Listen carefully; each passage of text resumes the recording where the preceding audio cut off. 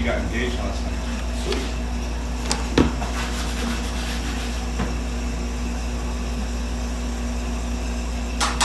Tanner, how do we sound?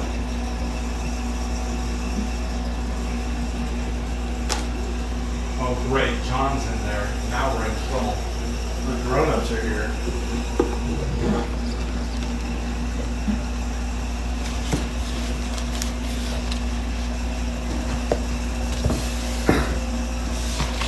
Is this better for you? Okay. Yeah. Now I'm actually hitting. Good evening, Cardinal fans. We're getting ready for the beginning of Turpin against Tyrone. This game being played in Tyrone. Matchup, the Battle of Baker Road. These two teams have played since 2013 when Turpin re-entered into 8-man football. Tyrone's had the advantage since then, although historically Turpin owned this rivalry.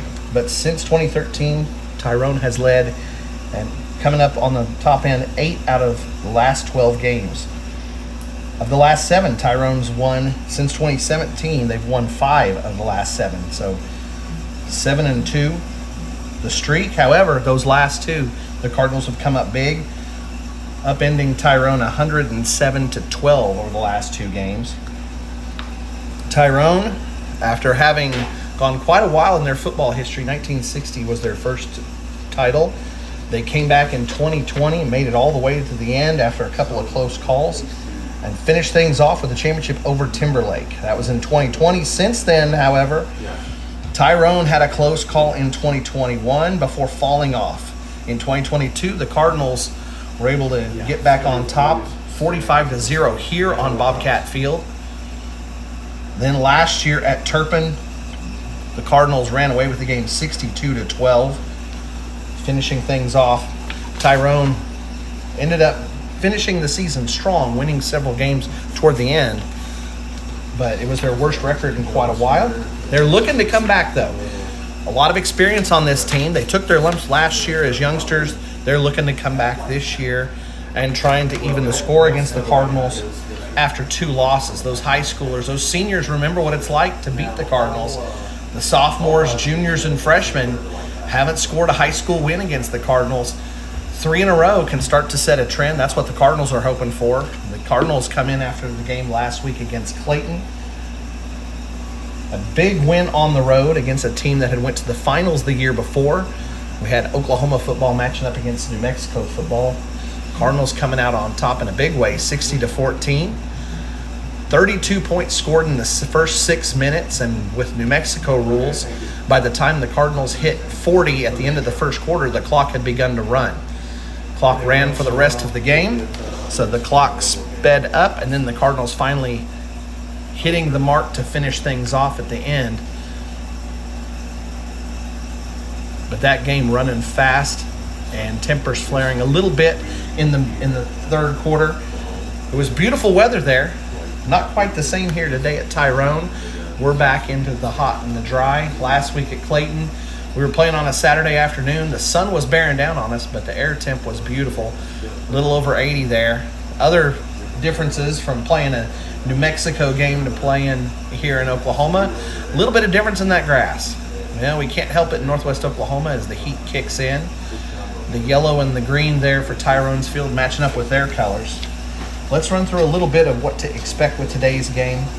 Tyrone has not played yet. They had an open date last week when the Cardinals were in Clayton.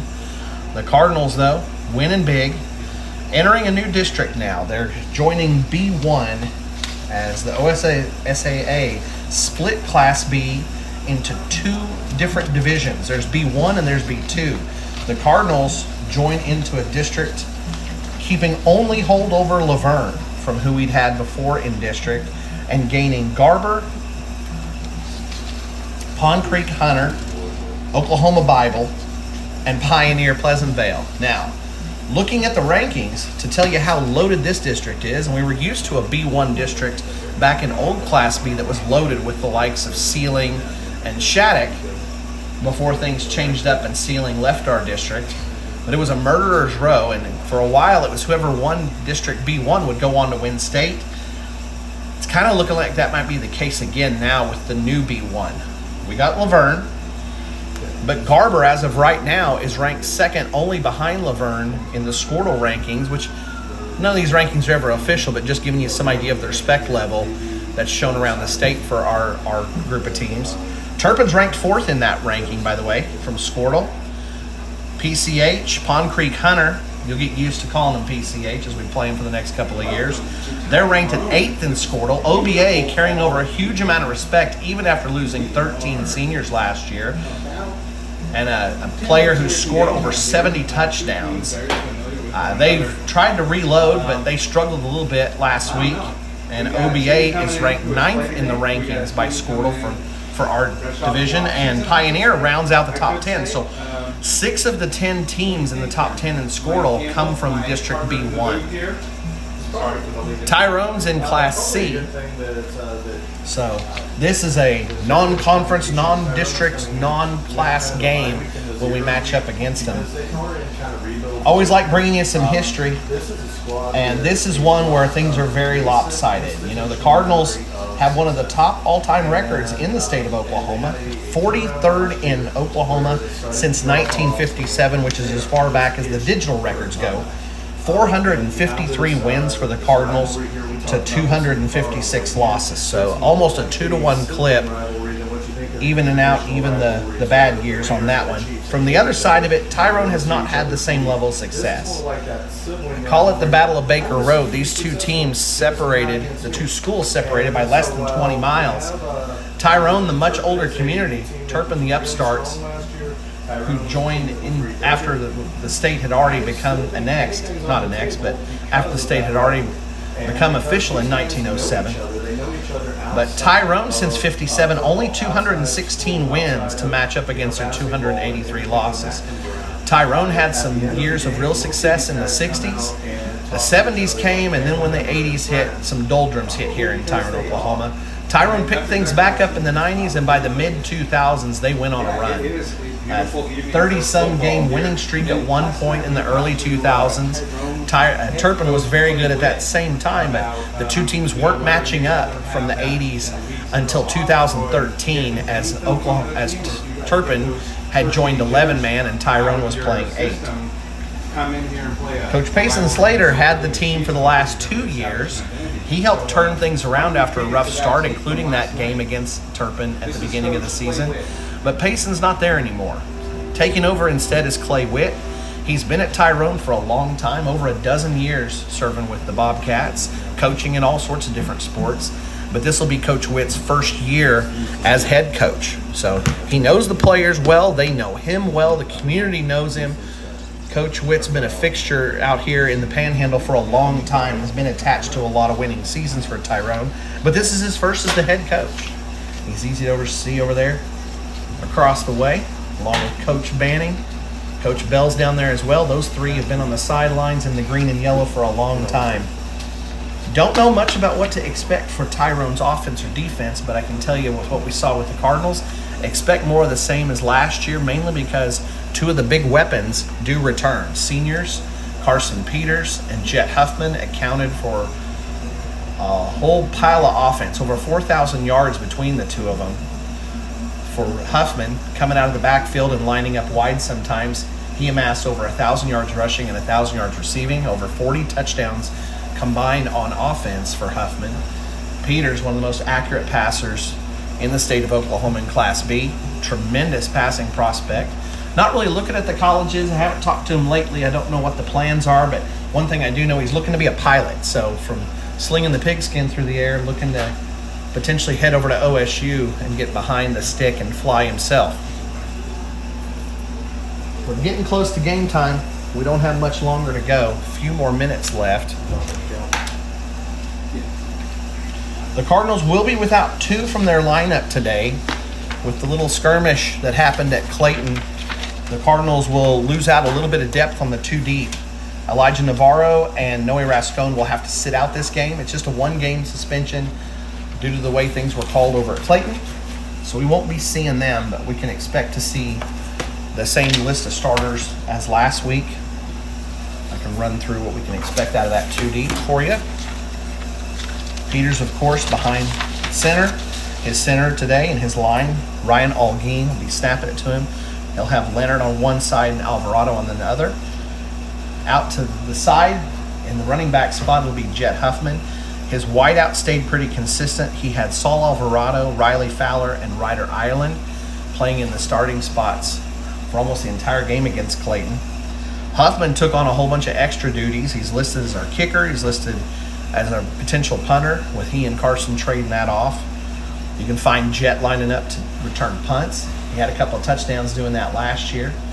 Carson will return kicks. We'll have to see. Navarro was set to return kicks along with Peters, but we'll see what adjustments Coach Hanna makes. On the defense, the offensive linemen become the defensive linemen. Ireland, Algeen, and Leonard flipping their spots for when we're on defense. Fowler and Alex Alvarado will be the linebackers. And then you got Saul Alvarado, Alex's brother, back as playing safety with Huffman and Peters out of the two defensive back spots. The Cardinals rolled through the depth against Clayton. A lot of other names were popping in and out. We'll try to highlight them as we go through things. For keeping up with this game for you.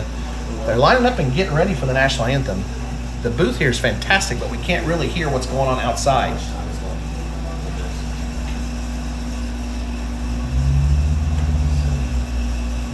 Oh, this is the 7-minute segment.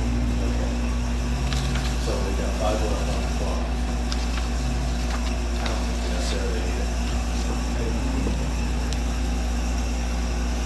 Can't hear it, but the national anthem has begun.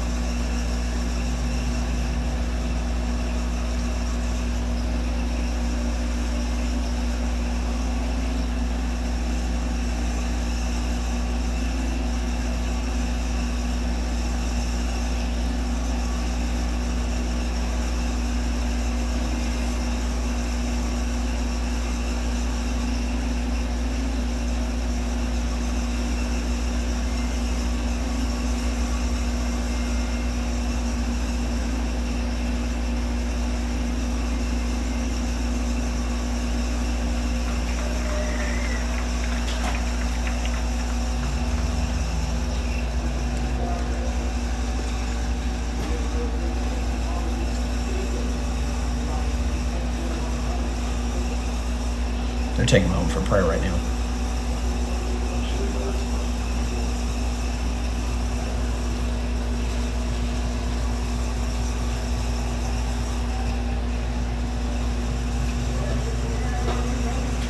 Turpin, after the really successful year last year, does return several people who garnered honors.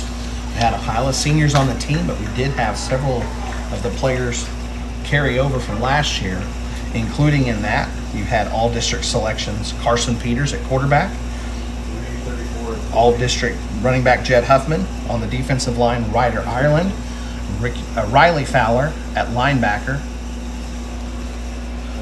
Now for Tyrone, you'll be watching number 32 Wyatt Johnson, who was listed as his district's defensive end of the year.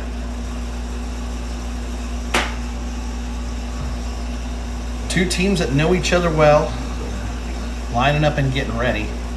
You got Logan Ebersol out there, Jet Huffman, Jackson Leonard, and Carson Peters. To kickoff, if you could do this plus one more.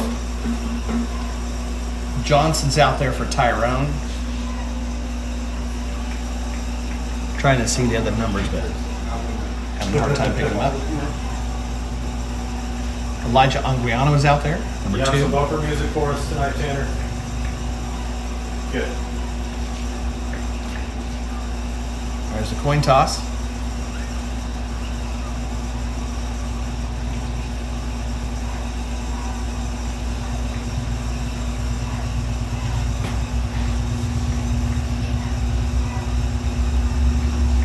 Tyrone won the toss. They're electing to receive. Welcome back to the game of the week. And the Cardinals will choose to have Tyrone go into the sun.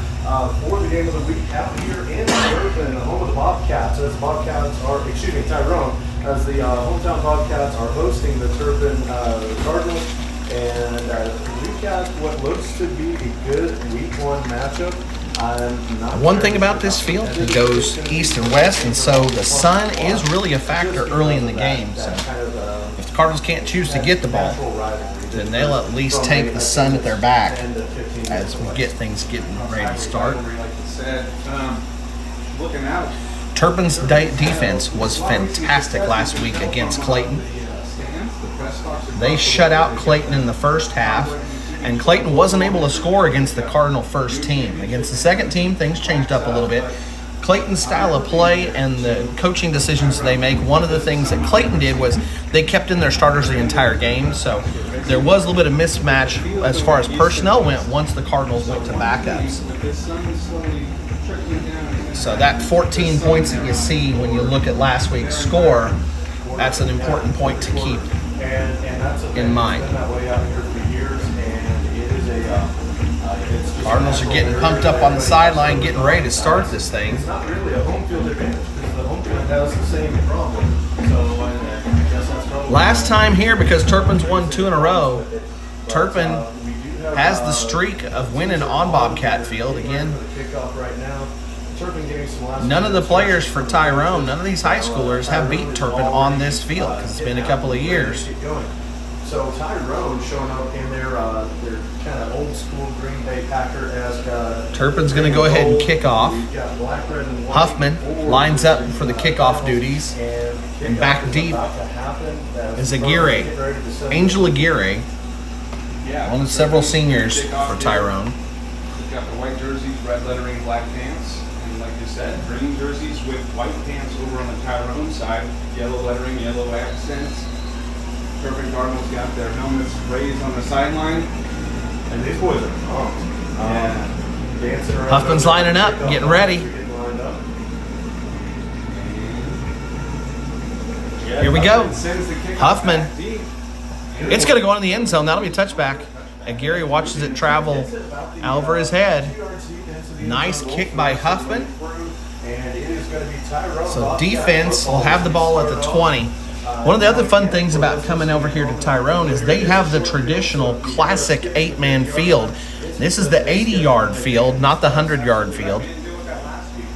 If you're not familiar with 8-man football, but, well, if you've been around Turpin for any length of time, you're familiar with 8-man football. But the old school field was only 80 yards long, and Tyrone still has that. Cardinals played 11-man for several decades, and so we still have the full-length field. We shorten up on the sidelines. Here we go. Tyrone lining up for their first series. Beret in the backfield as the quarterback. He's got 2 running backs behind him. Finds an opening. Aguirre gets through. He's going to get about 8 yards on that, maybe 9. Cardinals defense gives up an opening there. Tyrone went to power style last year.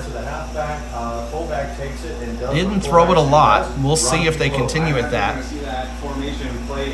Beret under center. He's got a running back behind him. He's got a wide out on the side. That's Favela. Beret has it. Cardinal defense, they're bringing up the backers. Fowler's looking to potentially come inside. Cardinals trying to cram up those holes. But another big chunk play. They brought Favela across, came in motion, handed it to him. It's not really a reverse. You'll line up your running backs all over the place in 8-man football. Tyrone's showing that off here. So Tyrone already has first down. It took Clayton quite a while to get things going and get in the offense against the Cardinals last week. So big difference for the Cardinal defense with what they see here. Cardinal defense, you got Ebersol over the guard. Fowler in the backfield with Alvarado. The defensive ends, Leonard and Ireland. Runs right to the left. Looking for a gap in the linebacker hole. Beret pushing forward, gain of about 4 yards. He's met in that gap by Fowler. Tyrone getting positive yardage so far on every carry. Cardinal defense has some things to adjust to here. Yeah, we talked to Ireland's got to do something with some equipment. Tyrone Bobcats. Looks like he's taking off the gloves. Ireland's getting serious Still here. getting that arm worked out. This That's defense sophomore, you know. getting smacked in the mouth a little bit by the Bobcats on this first series. But Tyrone breaks Beret in the backfield. It's the quarterback. He's under center. His running back's got both hands down. He's really trying to fire off. Reverse to him, hand to the fullback up the middle. Right up the middle. It goes again to Aguirre. So one of the things that I love about He got about a yard. It'll be third down, about 5 to go. So Cardinals tightening things up there in the front 5. Defensive backs, by the way, for the Cardinals defense. It is Peters on the far side away from us, Huffman on the near side towards you, and Saul Alvarado playing safety. Hard charging, and it doesn't matter if he's blocking, if he's going on the route, if he's going to run the ball. Big down here. To see, and Ball sitting at about the 37-yard line in Bobcat territory. Now it's a shotgun. Beret is back. Sends a man in motion. That's Man in motion. Oh, nice little counter. Hands Got an it up the opening. middle That's going to be a to first down. Favela, who was in the running back position. yeah, Favela and taking it that time. He handled at least 40% of the snaps last year, and so don't be surprised. If he's Another first down for the Bobcats. And this Tyrone offense chugging on down the field. They've been getting some chunk plays. They pick it up after about That's going to be in the Cardinal territory at the 33-yard line. Sorry, make that the 34-yard line. They are in plus territory, about 7 yards. past Cardinals the- defense came here to Tyrone last year and kind of beat up the Bobcats. You know, that's something these guys are thinking about watching this game this year as they get ready. We're dealing with it. So we're in a complete sprint Beret in the here. backfield. Goes in motion, hands it off. Hand off. Sweep. Cuts They're doing it a little back, jet and sweep he'll pick across up the about mid. 4. Yeah, nice Over to the run. right side. That's Aguirre again. Sweep there, able to get to the outside, get the corner. Doesn't get too much of it as the Bobcats aren't doing too many wrinkles right now, but they are using motion, trying to cross things So up. they're running the similar plays. They've kept the plays either to the middle or to the right side so far, other than the counter. Gain of about 3 on the play. Tyrone taking a lot of time. That's the strength of their offense. When you looked at Almost that 4 defense minutes have run off the clock. seasons ago, that's how they Another get big lots change of from last misdirection week. And lots of familiarity. Beret comes out in empty backfield. Now Beret this time, there's motion. He fakes the handoff, goes up the middle. Big stop there. Beret gets stopped after only a couple of yards. I think that was Riley Fowler on the stop. Riley stands him up, and then as he's holding air by the kind of the hips, he's got Ball's hands stuck around at the both 30-yard legs. line. Cardinal defense getting them to third down. This might be 4-down territory for Tyrone. He didn't lose the ball because he got stuck hard while he was being held up, and that's how a lot of fumbles happen. Turpin is 2 players short after a little skirmish last week in Clayton, so we'll see if that plays any factor here. Beret's in the backfield. He's taking the shotgun snap. All right, we're back in the shotgun. He's got Favela beside him. Favela blocks, so they try to get him going. He's stopped in the backfield. Cardinals got penetration. Whole pile of Cardinals in on that play. The linebackers came in hard. Alvarado and Fowler were both in the backfield, meeting Beret. Beret lost his helmet on that play. It was quick, so he's gonna have to He come got back to the line of scrimmage, but didn't get anything Helmet came more. off and he was putting it on as he was going back to the huddle, and I don't think he realized that means you got to come out for a play. Now, Beret lost his helmet, so he has to exit for one play. That's huge because this is 4th down. will be coming in at quarterback. Not a play that you want to have somebody coming in who lacks experience. They can take a timeout, and I think that gives an opportunity to bring him back in. Putting on the coach hat. Yep, they're going to take a timeout. Yeah. Yep, that was the way to go. They were trying to figure out. Tyrone takes a timeout. I think with the timeout, they're allowed to bring him back in. We're going to take a timeout. We'll take 30 seconds, send it back to the station. You're listening to. Cardinals will go ahead and huddle up. Coach Hanna talking things over. This is a big down. Only the first drive. And Tyrone really knocking a lot of time off the clock. Last week, in 4 minutes, the Cardinals had laid 32 points on Clayton. This time around, things are very different. Tyrone holding that ball. Already almost 5.5 minutes deep into the game.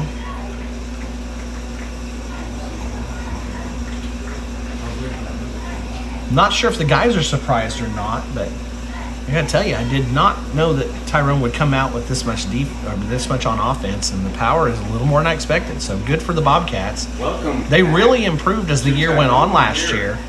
They started out rough. It was a tough start for the Bobcats last year. But these youngsters, who now are the experienced veterans, took their licks. They really listened to Coach Slater last year, and he helped turn that team around. They went on a winning streak toward the end of the year, and then lost in a tough matchup in the playoffs. Last year, Ryan knocked them out. Ryan, Oklahoma, that is, if you're not familiar. So Bobcats going to set up here. It's a 4th and about 7 to go. It's a long setup. But they're not throwing the ball as much as they used to. Favela's in the backfield. He's in the shotguns. Out beside him is Kevin Chico, the freshman. Oh, it's over to Chico. Chico's got an open man. Oh, off the fingertips. Cardinals luck out on that. They went with a halfback pass. Brenner Witt found an opening behind the Cardinals defense. With a better throw, if he lofts it just a little bit more, that's a touchdown. Went off the fingertips, and the Cardinals escape on this first series. We'll see how things turn out with that. That may come back to really haunt the Bobcats. Cardinals defense now given something else to look at. I think that was the first pass from Tyrone as well. Everything had been power football. Cardinals offense, though, comes out on the field. Algeen over the ball. Out to one side, Alvarado. To the other side, Jackson Leonard. Beautiful play. Carson Peters will be taking the snap, unless they try something tricky. He's got splits to each side. On the far side of the field, Huffman in the slot in Ireland. Huffman comes in motion. They're going to run a little option. Peters right through the middle. Tyrone defense. Come in on him and get the tackle. Peters gets about 5 on it. Tell you what, Cardinals have run this air raid offense. They've gotten very used to it. And if defenses want to try and spread out to cover everybody, and the Cardinals started out putting 4 guys all away from the centers. This time's a handoff to Huffman. Huffman's got one opening. Oh, Huffman squirts through an opening. He's all the way in for a touchdown. Looking at the field, there's no laundry. No flags on the play. Cardinals take only 2 plays to score. And that's exactly what Tyrone would have to have been afraid of. Keep that Cardinal offense off the field. Run some clock. It almost worked. If a ball is about a foot shorter and ends up in Witt's hands, Tyrone would have been celebrating and playing the school song. Instead, they turn it over to the Cardinals. 2 plays later, after a scramble by Peters, Huffman takes off through the middle. The Cardinals block for him, and Huffman's in. Huffman takes this. It's a snap. Cardinals ran their power short yardage formation. Huffman is in for 2, and the Cardinals have the lead 8-0 here at Tyrone. And Tyrone doing what they could. What a big change of momentum. Tyrone was eating up clock. They were taking chunks of yardage. They'd gotten a couple of first downs, had the Cardinals defense on its heels. But a couple of good stops later, and it can't be overstated, Beret's helmet coming off really helped provide an opening and switch things up. Tyrone had to burn a timeout trying to figure out how to get Beret back onto the field for that key 4th down. Tyrone goes to a trick play, and it could be the lack of experience on running that play might have been the difference needed. If you run that play later on in the season, there's no telling how much differently it goes. Cardinals might be more experienced and sniff it out sooner, or it could be that Tyrone is able to get that ball to land in those hands. Either way, it went the Cardinals' way. We're happy to see it. His parents must have had a crystal ball. Yeah, they knew. I mean, it's not spelled Jet, it's J-H-E-T-T, but... So the Cardinals have the lead 8-0 here in Tyrone. So we got a whole bunch of clocks already run. We're over halfway through the first quarter. Big difference from last week. Cardinals scoring 40 in the first quarter, 32 in just the first 6 minutes. It took a long time before the Cardinals ever even saw second down. They let this one just land and roll into the end zone again. Last time Huffman got a kick all the way into the end zone. Tyrone had to take a touchback and start at the 20. Will Jet be able to do it again? Jet gets another line drive kick. And it'll be another touchback. It was, I mean, Cardinals have their sons to the back, hence the long shadows as you're looking at the field. Couldn't have been an easy thing for Aguirre to try and track that ball down, but either way, it was over his head. Cardinal defense will come back out. They got the stop on 4th down when they needed it, but they gave up a bunch of first downs. We'll see how this second series runs.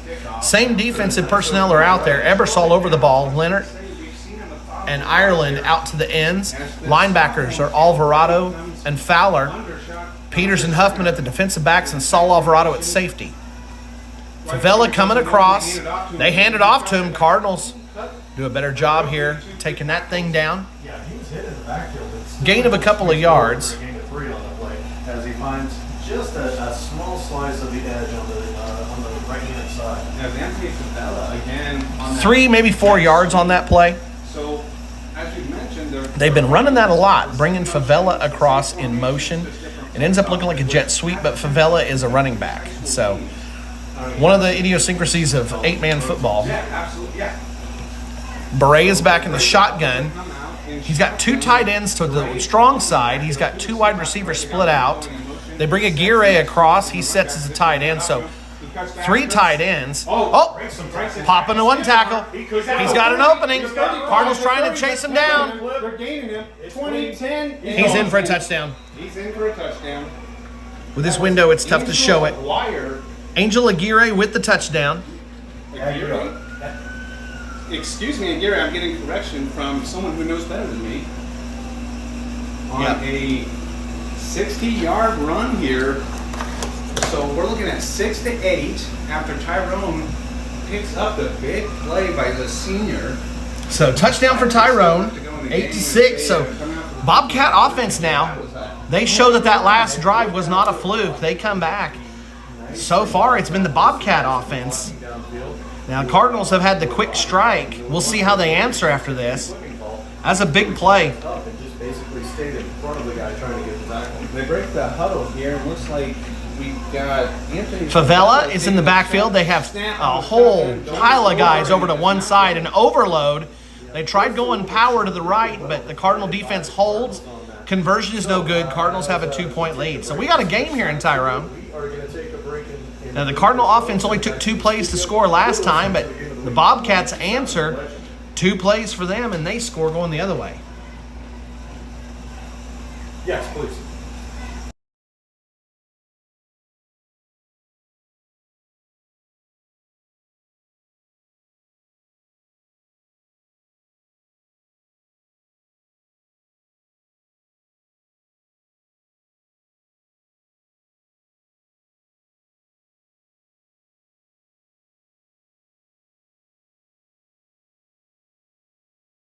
as they just scored a touchdown on a huge. Well, we've got a game in the first quarter. 5 minutes, just under 5, 4:56 left to go in the first quarter. These two teams trading knockout blows here, but both still standing. We'll see how they react.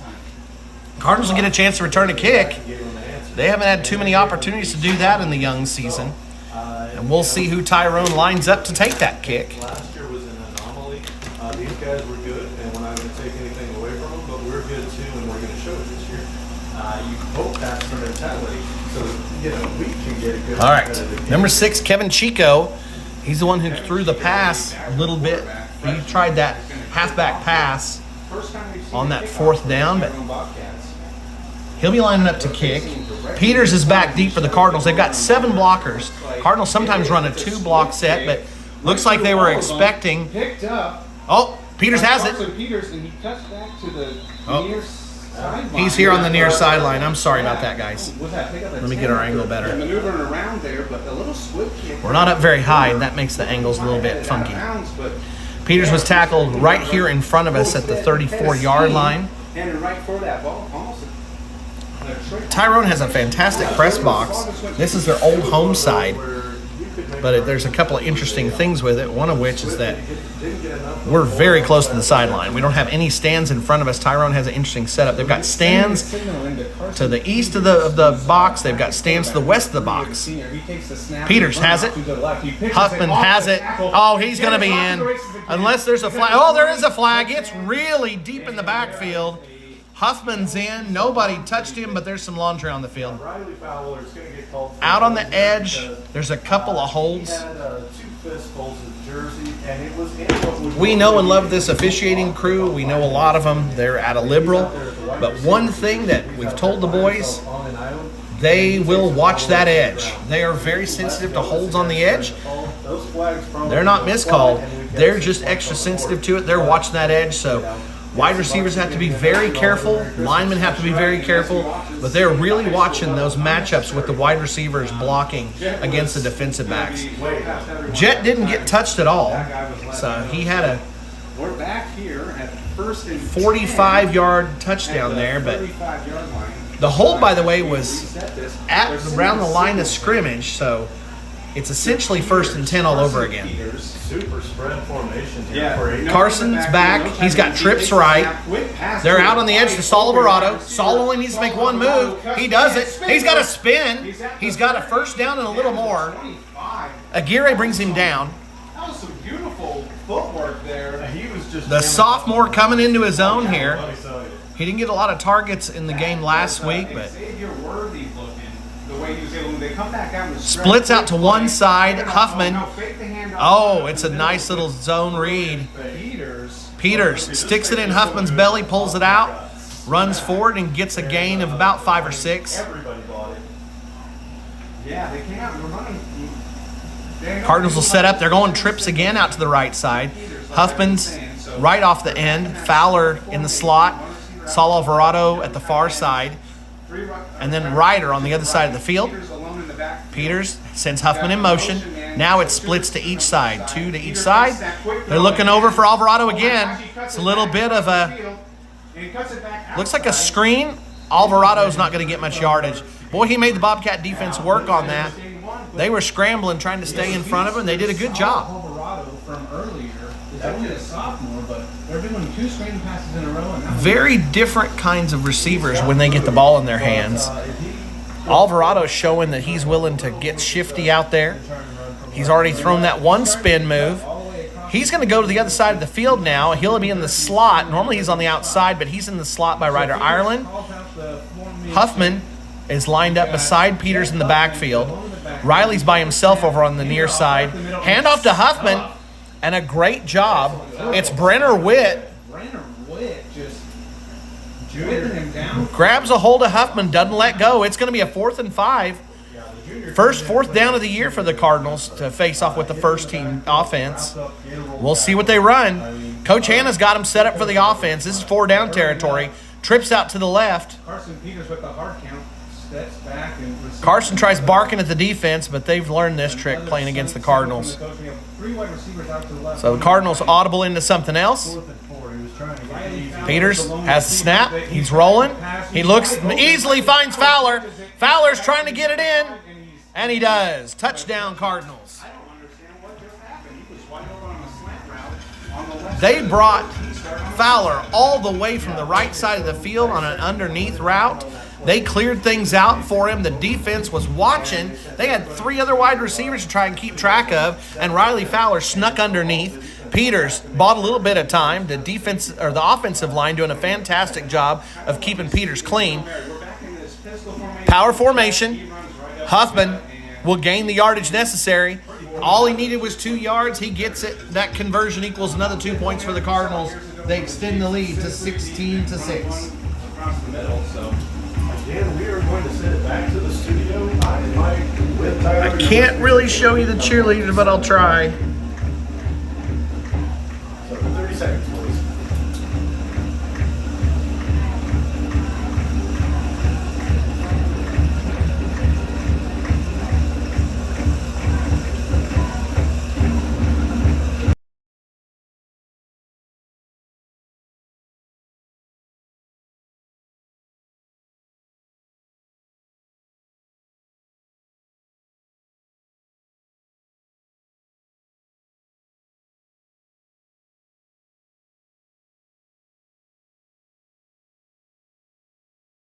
At 1027 The Legend, I'm Mike Hamilton by Tyrone Parks. We are at the home of the Bobcats in Tyrone, Oklahoma. We have a score of 6. Cardinals are setting up to kick.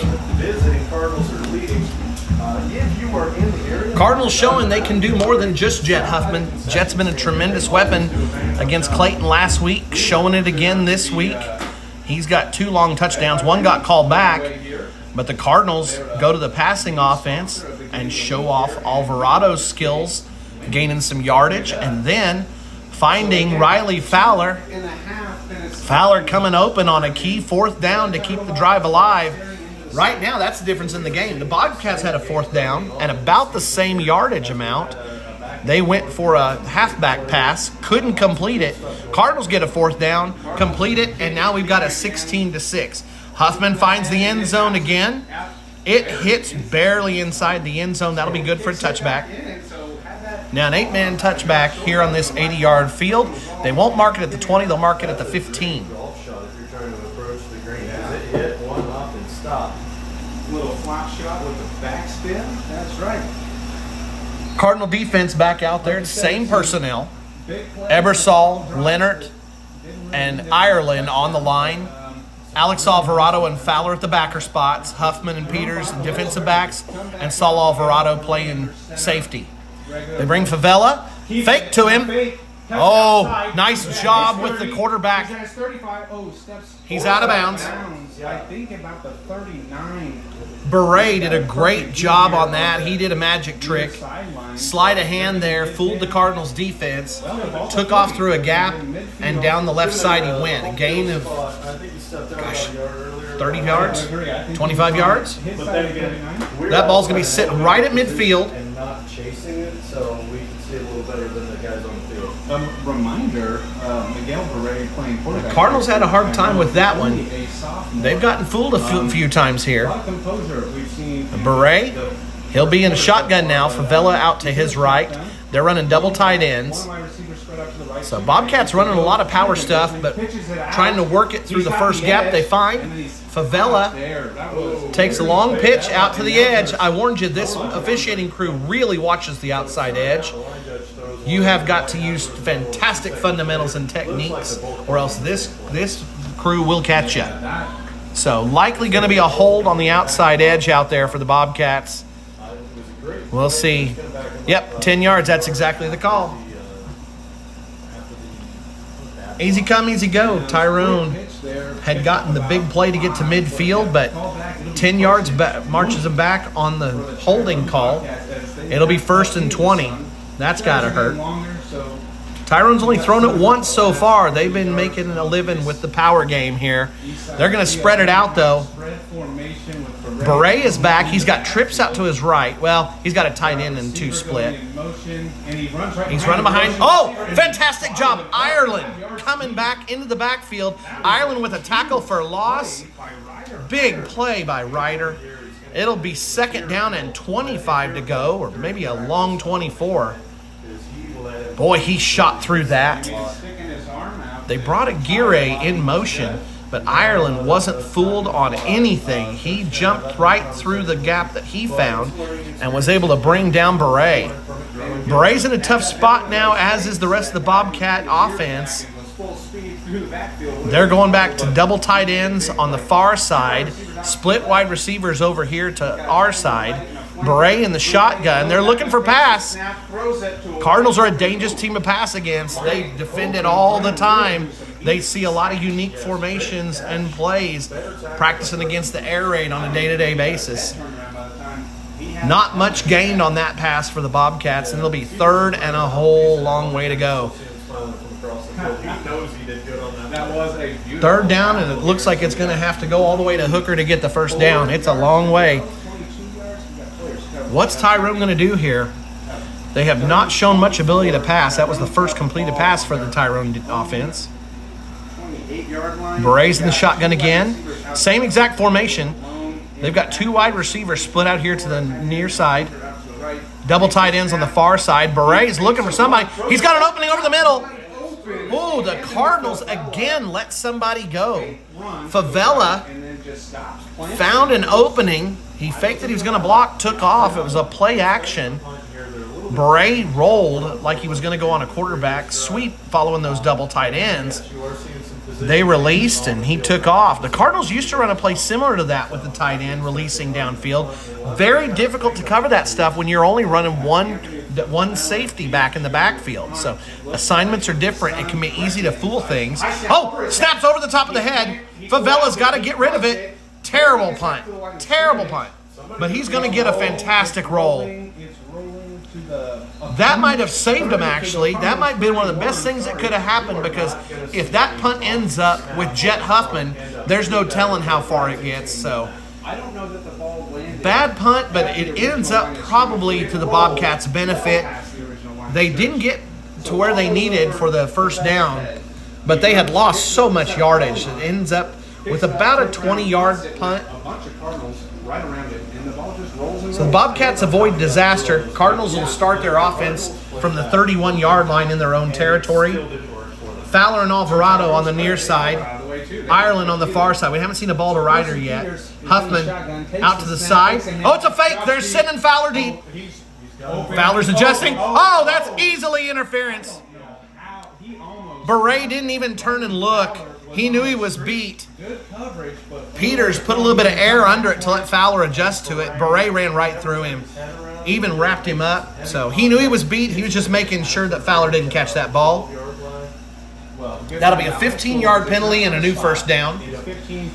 It'll be at about the 34-yard line in Bobcat territory, but we'll see where the mark ends up. We'll get more official than that. It is the 34. He still almost got the ball around the defender. It was just an all-around. Coming up on the end of the first quarter, it looks like we're going to have one, maybe two plays left. 23 seconds left in the first. Big difference in the Cardinals scoring from last time. They'd scored 40 through the first quarter against Clayton. Cardinals with a chance for another one, though. 23 seconds is about all it takes. Peters has it. Huffman came in motion. Peters is looking for something. There is a flag down. They look over the middle, looking for Fowler, and it's knocked away. Good defense by Anguiano, but we have a flag on the play. Area that it's thrown, I think we might have... Oh, it's against Cardinals. Yeah, legal formation here for Cardinals, so they'll get backed up. Ireland's going to come in. Nelson will come back out. Sorry I missed that. Nelson had come in for that play. It's still going to be first down. I think Nelson might have been the offender. He's getting a little bit of a chewing over here on the sideline. Seconds to go. Still in the first quarter. Still first down. 21.7 seconds left. Fowler's over here on the near side by himself. Ireland on the far side with Alvarado in the slot. Peters in the backfield with Huffman to his side. There's the snap. Over to Ireland. Ireland's got it. They were bringing Alex Alvarado on the screen, but Tyrone sniffed that out. Clock is running. Ireland did catch it. He gained a couple of yards. Actually, he might not have gained anything on that. Coach Hannon's going to let the clock expire. That's the end of the first quarter. Cardinals have the ball. They've scored on their first two possessions, but had to go to fourth down for one of them. So when we come back, you'll want to hit the score, and then we're starting the second quarter. Yeah, do we need to do... We'll catch that on the next score.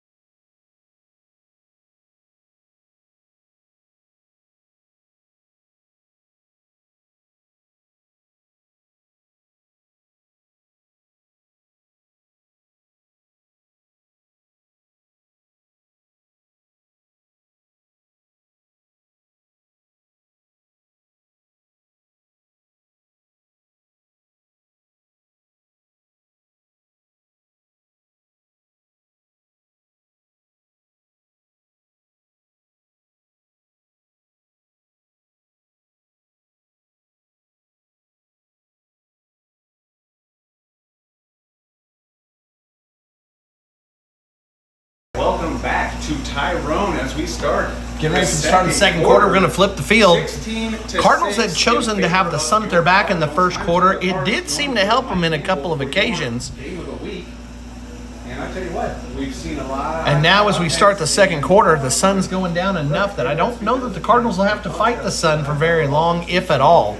Right. And, you think when They're going to start with the ball. We'll see how long they hold it.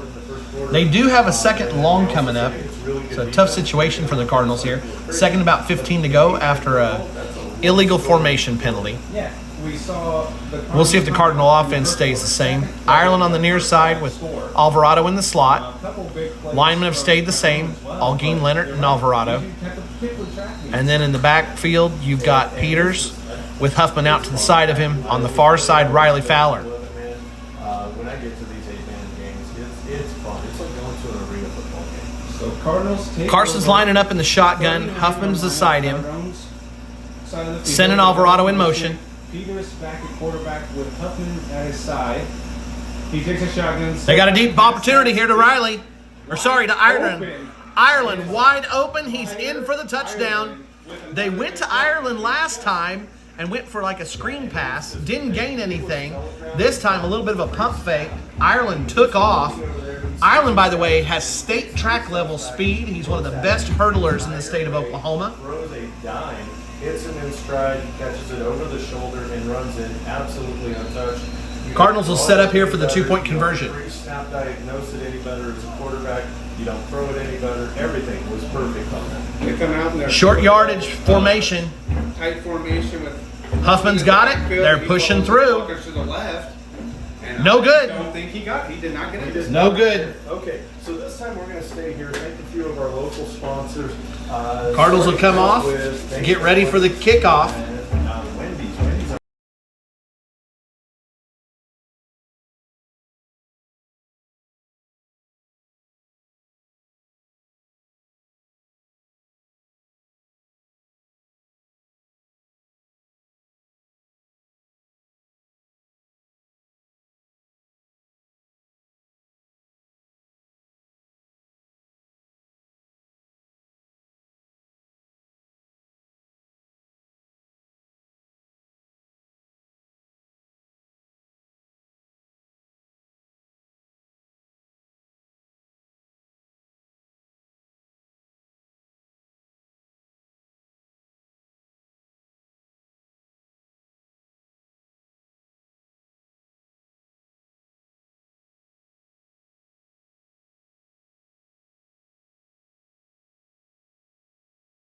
Visiting Turpin Cardinals are leading 22-6 over the hometown Bobcats. And we're here talking to a Cardinal faithful next to me, giving us some Cardinals inside getting ready. information. Kick off. Ryder Ireland just scored that touchdown. He's a state medalist in the hurdles. So Huffman will get ready to kick off here in just a moment. translating over here to the football field. He's had a couple of touchbacks already. That's right. As an old chubby lineman, I love seeing anybody with a 50, 60, or 70 get a touchdown. Yeah, if you're familiar with Huffman's lining up. well, I guess most levels, 50, 60, 70 are ineligible numbers. Huffman's kickoff. We'll see if he gets another touchback. Whoa, that's his deepest yet. That's all the way to the back of the end zone. He landed one just in the end zone last time. Almost stuck it on the one. One would be landing right at the goal line on a long. Tell you what, he's aiming for the goalpost right now. Cardinals defense, we'll see if they send everybody back out there. You got Ebersol over the ball. Leonard on the near side end. Ireland back out there after the long touchdown on the far side end. Alex Alvarado and Riley Fowler at your linebackers. Peters and Huffman back out there as defensive backs, and Alvarado as the deep safety. Right up the middle, Alex Alvarado trying to swallow it up. Ebersol in on the play, short yardage. And the Cardinals trying to stuff this thing. The Bobcats opened things up on their first series and got a bunch of chunk plays, doing a great job. But the Cardinals have answered and have adjusted well. Cardinals now have it out to a 22-6 advantage. Now we'll see if the defense can answer. Now I'm going to try and speak it into being here. We haven't had any turnovers yet. Handing it to the fullback that time. So now Cardinals got things pinned deep and got the Bobcats trying to work their passing offense. And Tyrone hasn't shown much as far as the pass goes yet. Favela does a great job powering through. He got the pitch, came over here to the near side by the sideline, trying to work against those defensive backs. Puts the shoulder down and gets good yardage. It's going to be a 3rd down and short for the Bobcats. They'll bring Beret in with the play. If he was still going, but they gave it to Anthony Favela on the about 5-yard run here as we. Beret's under center. They're going double tight ends, 1 to each side. 2 running backs in the backfield. Anthony Favela is the deep back. Beret's got it. Hand off to the up back. He's got a 1st down. That's Aguirre. So power football here by Tyrone, and it's good for a 1st down. Wyatt Johnson over there blocking on one end. He was pushing so hard he came out of his shoe. Johnson racked up the honors last year on the defensive side. He was defensive end of the year for the district. Favela's back in. Angel Aguirre is a little smaller than him, but he's playing that fullback position. Tyrone using a lot of time in the huddle. Good battle to watch here. It's gonna be on the They've been right side. consistent with that the whole time. It doesn't leave them with much time. There's only 3 seconds left on the play clock. Tyrone made a mistake there. Took a little bit too much time. And Yeah, it's you can hear the train in the back. that's the 2nd time out for Tyrone. They'll have to go ahead and talk things over and figure out how to use a little bit less time. They've been huddling, trying to eat up some of that clock and keep this quick strike Cardinals offense off of the field. It's worked so far. Cardinals only 22 to this point of the game. Again, 40 points just last week in Clayton, New Mexico against a team that played for the state championship just 1 year before.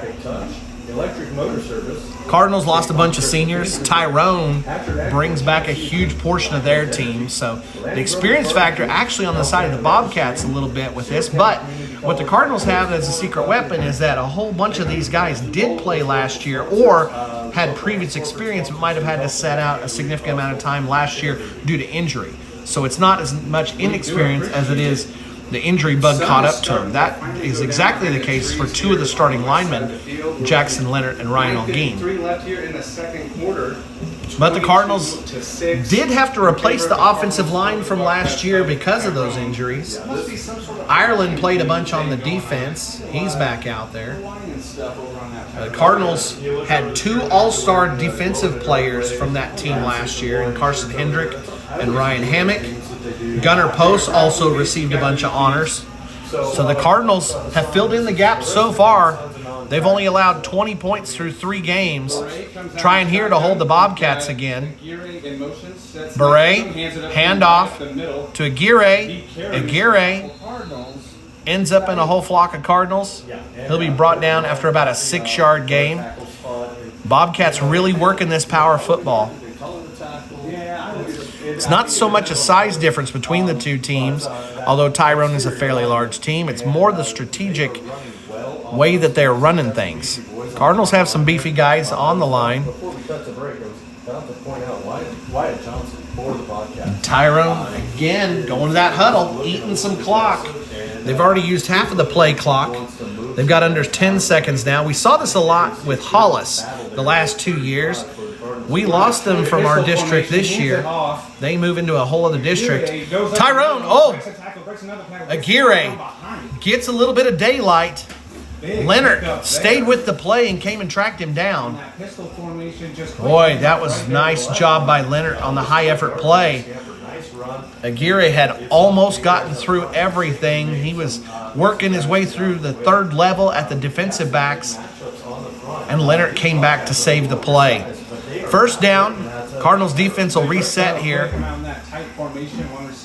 Double tight ends again. Aguirre. He's in a 4-point stance back there. Man, he's trying to fire off. Beret misses. It looks like a busted play. Ireland will bring down Beret. He went back. It was either a really nice fake or else it was a busted play because it looked like Beret was coming back to hand it off. The running back didn't even look at him. And Beret turned and went towards the gap. Effectively ended up being a quarterback counter. Another 1st down for Tyrone. Cardinals have held a couple of times. Looking for more here. They're bringing Favela. Beret hands it to Favela. He's into the middle of that line, and I tell you what, they're just piling up the bodies in the middle here. Took a sweet handoff and then just Ebersol brings him down. 3 yards on the Cardinals have been gang tackling, so it's tough to tell exactly who's getting that play. But this time, Ebersol was underneath it. Look at the line. Helped drag down Favela. See just where they're spotting it. 2nd and 6, 2nd and 7 here. You can see here, no more shadows on the field. And The Cardinals using what they had from losing the coin toss, using the picking which side. Tyrone was squinting earlier, having a hard time seeing, but now when the Cardinals are on the east side, nowhere near the same sort of problems. Beret's looking for the edge. Cardinals strung out that play, didn't give him anything open. Beret dives forward and gains a little bit. It's going to be 3rd down, about 5 to go. Ball sitting right at the 20. First down on 3rd down. Looks like they're going to have to get to the 15, so yeah, 3rd and 5 to go with the ball sitting right on the 20. Tyrone knocking on the door, trying to get into that red zone, trying to get another score on the board. So we come back out in this tight formation. Tyrone, only 10 seconds left on the play clock. Again, they're using a lot of clock. Double tight end formation. They're going power again. They hand it off to the up back. Power. Couple of yards off of it. It'll be 4th and short. Cardinals have held on 1 4th down already. The big guys have their work cut out for them. These two teams are meeting. Whole lot of crashes right there in the middle of the line. 4th and short coming up. This is big for the defense. Big play for the Bobcats. They really have to get this score to try and keep up with the Cardinals offense. They haven't stopped the Cardinals yet. Cardinals have 2 stops. Working for another one, trying to beat Tyrone for the 3rd time in a row. Beret's under center. Hand off to Favela. Favela stood up. I think he's going to fall across the 15. They called it a 1st down already. On 4th and 1. Your head linesman already saw it. Jet sweeps and Favela is choosing. They keep getting Favela get ahead of steam as he's coming in motion. They hand it off to him, and he just turns upfield and used that momentum to hit it hard. Boy, he barely got it. It's about 2 ball lengths past the 15, but that's enough for a 1st down. Beret's in the backfield. He's going to go shotgun this time. He's got Favela at tight end on the right side. Double tight ends. They send Aguirre in motion, and then Beret. Oh, Beret bounces outside. Huffman's on him. It's going to be 1st and goal. Well, maybe not. It might not be enough for 1st and goal. That quarterback Beret is quick. Yeah, it is. It's enough for 1st and goal. It's at about the 4-yard line. Head coach at his feet. He's shifty, he's fast, and he's working on that arm, but 1st and goal after 3 after the nice run. Let's see if we can get this zoomed in for you a little bit so you can see a little bit better. Moving forward, the way he's getting hit out there, these Cardinals are putting some hits on. They're spreading things out now. It is empty back. They've got Witt all the way to the near side as far as he can go. Aguirre as far as he can go to the left side. Aguirre almost looked like he was illegal how far he was split out. They give it to Aguirre. He came in motion. They were using that jet sweep again. They bring him in motion. He cuts it upfield, and he gets the yardage. I think that's the first time we've seen Tyrone spread the field that far. They took Witt and put him as far away as they could get him. Aguirre as far to the other side as they could. They were using every bit of the field that they could use. Everything in tight this time. They're going full power here. We're back in that tight formation, offset I with Beret under center. Trying to add 2 more. Beret's under center. Handoff to Aguirre. He fires through a gap, and he didn't get touched. Runs for about 20 yards. 2 more. And we've got a game. It's only an 8-point difference here. After the 1st yard. Tyrone has adjusted so well to what happened last year. They came and had a nice streak to end the year. 3 wins in a row before the loss in the playoffs. And they are really using that momentum here in their season opener and their home opener. The battle for Baker Road continues. Cardinals hold the edge. They'll be getting the ball back with plenty of time. Just under 5 minutes remain in the 1st quarter. Oh, they didn't count the conversion. Back formation, they hand it off on the jet sweep. Handoff again, and there's the conversion. Sorry. I feel that was good blocking by the fullback there, who I think they have 2 Turpin Cardinals as Tell you what, 3 plays in a row. Just Tyrone's able to find the end zone. One of them was a penalty, so they had to reset the play, but we're going to take 30 seconds. send it back Cardinals are going to have to find an answer for this short yardage game by the Bobcats. 22-14. You can see the Cardinals in kick return mode again. We had Tyrone on yesterday. Gotta get these Turpin players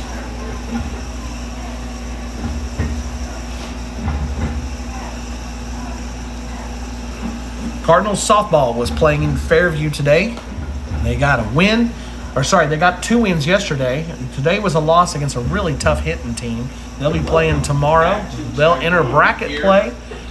You can watch that game at 11:30. They'll be playing against Crescent, an undefeated Crescent team. So the Cardinals facing off against some of the best in the state of Oklahoma in this softball tournament in Fairview. They'll have their work cut out for them against Crescent. They got down, they scored, and the Cardinals can still have their heads held high because they were doing a lot of things right. It was just that the Bobcats were doing things, and forgive me, English teachers, they were doing it right. Yeah, we had several. Chico's lining up to kick. A big 4th down conversion. Peters is back deep. Cardinals are set up for an onside kick. A lot of teams are going to onsides. Ooh, we got it kind of. Ireland falls on it. Ireland falls on it about the 32-yard. Last week against Clayton, Clayton didn't kick off either. They would do onsides every time. And it's the Moneyball version of football. If you're familiar with Moneyball, the famous theory that was used to help transform baseball. There's been similar that's happened with basketball. You can credit Steph Curry along with incredible statisticians for helping people to understand these analytics. And now in football, it's just becoming more and more common to see people go to this onside kick. Pistol formation. It's an option out to Huffman. Huffman got an opening. Huffman gets to the 40. He's pushed out of bounds. I think Beret got him. It was Beret and Aguirre both over there. Huffman's got a first down. They're going to call him out at about the 38-yard line. What was happening? They played it perfectly. They couldn't keep up with the wheels of Jet. He was way too fast on that. That's the only reason. Bobcats were having to play the game of pick your poison on that one. Peters was coming out. They had to take Peters. That left Huffman open, and then good luck tackling Huffman in the open field. Now it's over to Alvarado. Alvarado's shown that he can be shifty. He'll get over to the 30 before he's brought down. Almost another first down. So you've got thunder against lightning in this game. Bobcats sticking with the power game. Cardinals keep going with that air raid. They're working horizontally right now, really testing the edges of this Bobcat defense. Handoff. Nope. Fantastic fake. We've seen some great fakes from Beret. This time it's from Peters. He fakes out the defense, cuts up underneath, and he's got a first down for Turpin. Ball's going to be at the 26-yard line. Cardinals are on the move. 4 minutes left. Cardinals have had it less than a minute in this possession. Already knocking on the door of the red zone again. Everybody getting the play call. Coach is sending it in. Trips out to the left or toward us. You got Huffman and Alvarado in the slot. Ireland on the far side. And then Riley Fowler. Oh, it's a screen to Huffman. Huffman picking his way through. Tell you what, Bobcats are doing a good job of sticking with the play and trying to stay in front of the Cardinal offense. That they have been doing. It seems like they're going to try to slow things down and use as much of this clock as possible, which would be smart when you've got Bobcats. Cardinals really working horizontally right now. Not sure if they're going to take a little bit of time off. There's a little bit over 3 minutes left. Usually they get up there and run tempo, but last 2 plays have slowed things down. Huffman goes with a jet sweep. Bubble screen Quick shovel pass, yeah, that's what we would call it. And so what they're doing is turning the passing game into a run game. We saw 2 quick screens and then a little shovel pass here. They'll do that little shovel pass to Huffman instead of the pitch because if you drop it, it's not a fumble. Peters understands. Oh. Goes to QB sneak, spins off.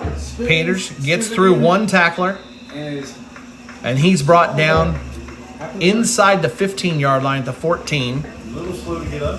Close to a first down. It is a first down.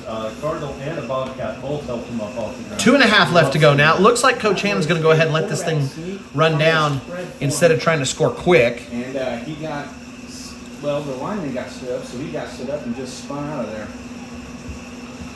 So, An audible again. Cardinals down to 10 seconds on the play clock. You don't see that too often. Peters has it. He cuts inside in one gap. He's down at the 1. I don't know if he did that on purpose to help run more clock or not, but either way, it worked out perfectly for the Cardinals. They'll be first and goal. Peters in the empty back. Quarterback sneak. QB sneak. Peters is in. Gets a little help from his friends and falls over into the end zone. 6 more points for the Cardinals, 28-14. They have left 2 minutes for the Bobcats, but Tyrone has not shown a lot of damage that they can cause with their passing game. Looked like Cardinals were going to go ahead and run things down and take a big chunk of time off the clock. Instead, less than 3 minutes, or sorry, a little over 3 minutes. We went from 4:58 to 1:54. Little different look here. They're going pistol right now. Peters rolls out on the side, little toss to Fowler. There wasn't anybody ready for that thing. Fowler's in on the reception. That's 2 more points for the Cardinals, and it's now 30-14. 2 scores the difference. Cardinals do get the ball in the second half. Remember, Tyrone won the kickoff and took the ball, which means that Turpin will get the ball to start the second half. So, if the Cardinals defense is going to struggle to stop the Bobcats' power game, then it might turn into a game of possessions. No turnovers yet in the game, but we're getting ready to kick it back to Tyrone. So, again, we'll try to speak this thing into being. We'll see if maybe we can jinx the Tyrone Bobcats on that. See if the Cardinals can force a turnover. Tyrone's going to be in a tough spot here. They only got 1 timeout, so that takes away a lot of the running type plays that they've been doing to try and get yardage. But they have shown that they can pick up chunks of yardage, both off the run and then almost completing some deep passes. They haven't been able to get those passings going yet, but Cardinals have had a little bit of problems in coverage and have had people get behind them. Sure nice to see a whole bunch of red coaches' shirts out there with the Cardinals. Last year, the Cardinals were in an odd situation. Only 2 coaches were working with the Cardinals for the season. You had Trevin Watson and Coach Hanna, who's been with the Cardinals for a long time now. I can tell you just how long. I think Coach Hanna's starting his 11th season. Yep, 11 years. He'll cross the threshold of 70 wins this year. But this year, the Barnes brothers come back after getting some experience in different places.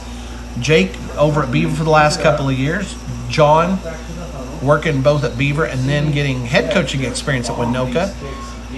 Nathan Smith helping out a little bit. He's in the eyes in the sky right now. And then adding Tucker Bond.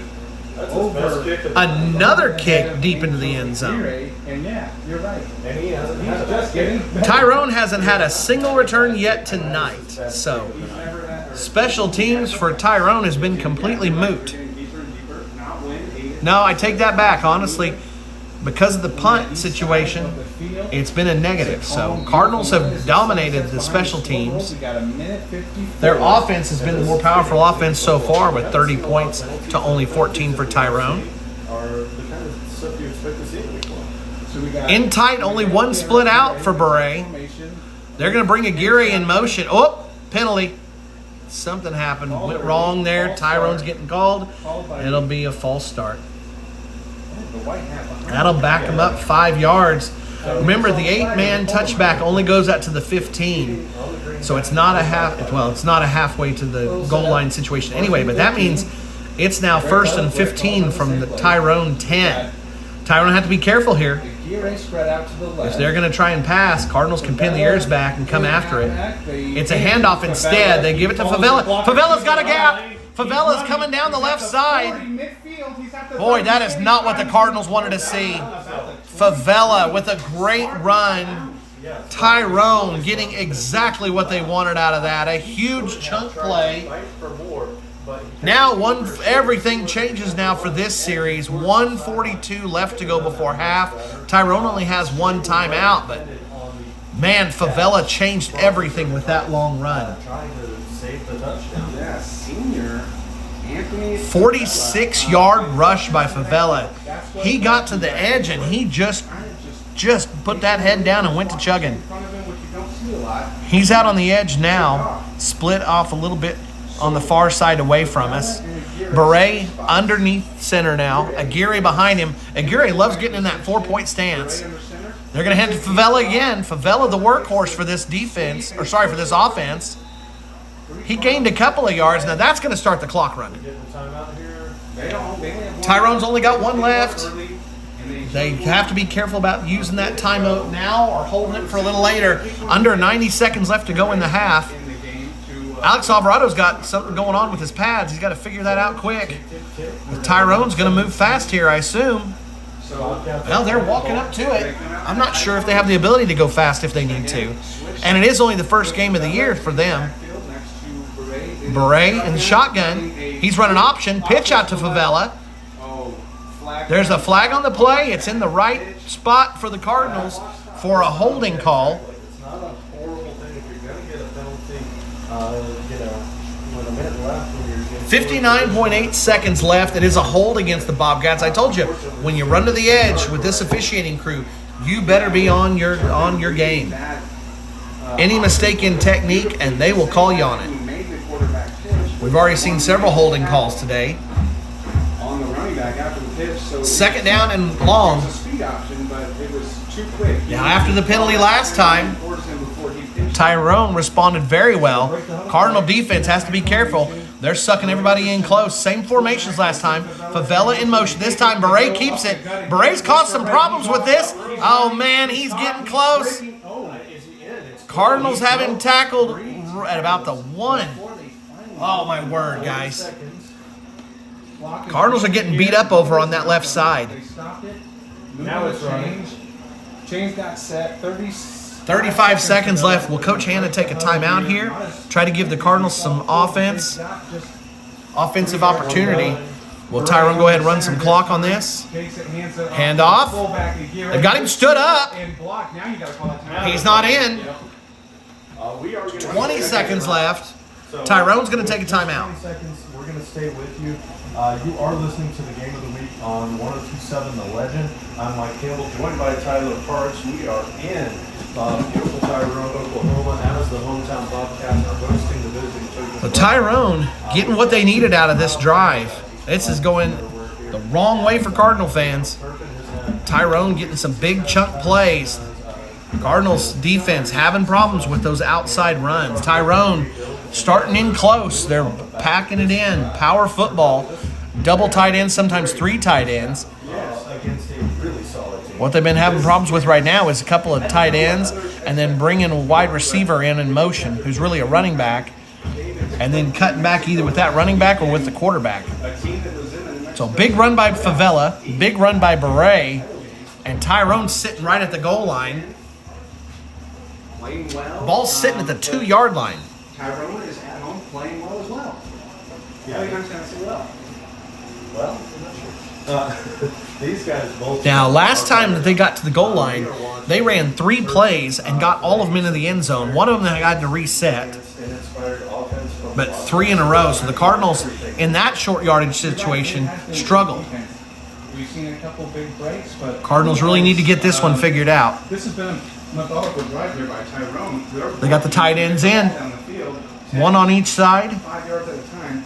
So Beret's under center here. Beret's under center, 2 running backs. They're running an option. And Beret. Cardinals might have held. Nope, he's in for a touchdown. Power football again. Line up a whole bunch of big guys, get them all moving one way, try to get just enough and push it in, and they did. Cardinals have 16 seconds left. To tell you what, it doesn't take much for the Cardinals to score, but 16 seconds is an awful tall order.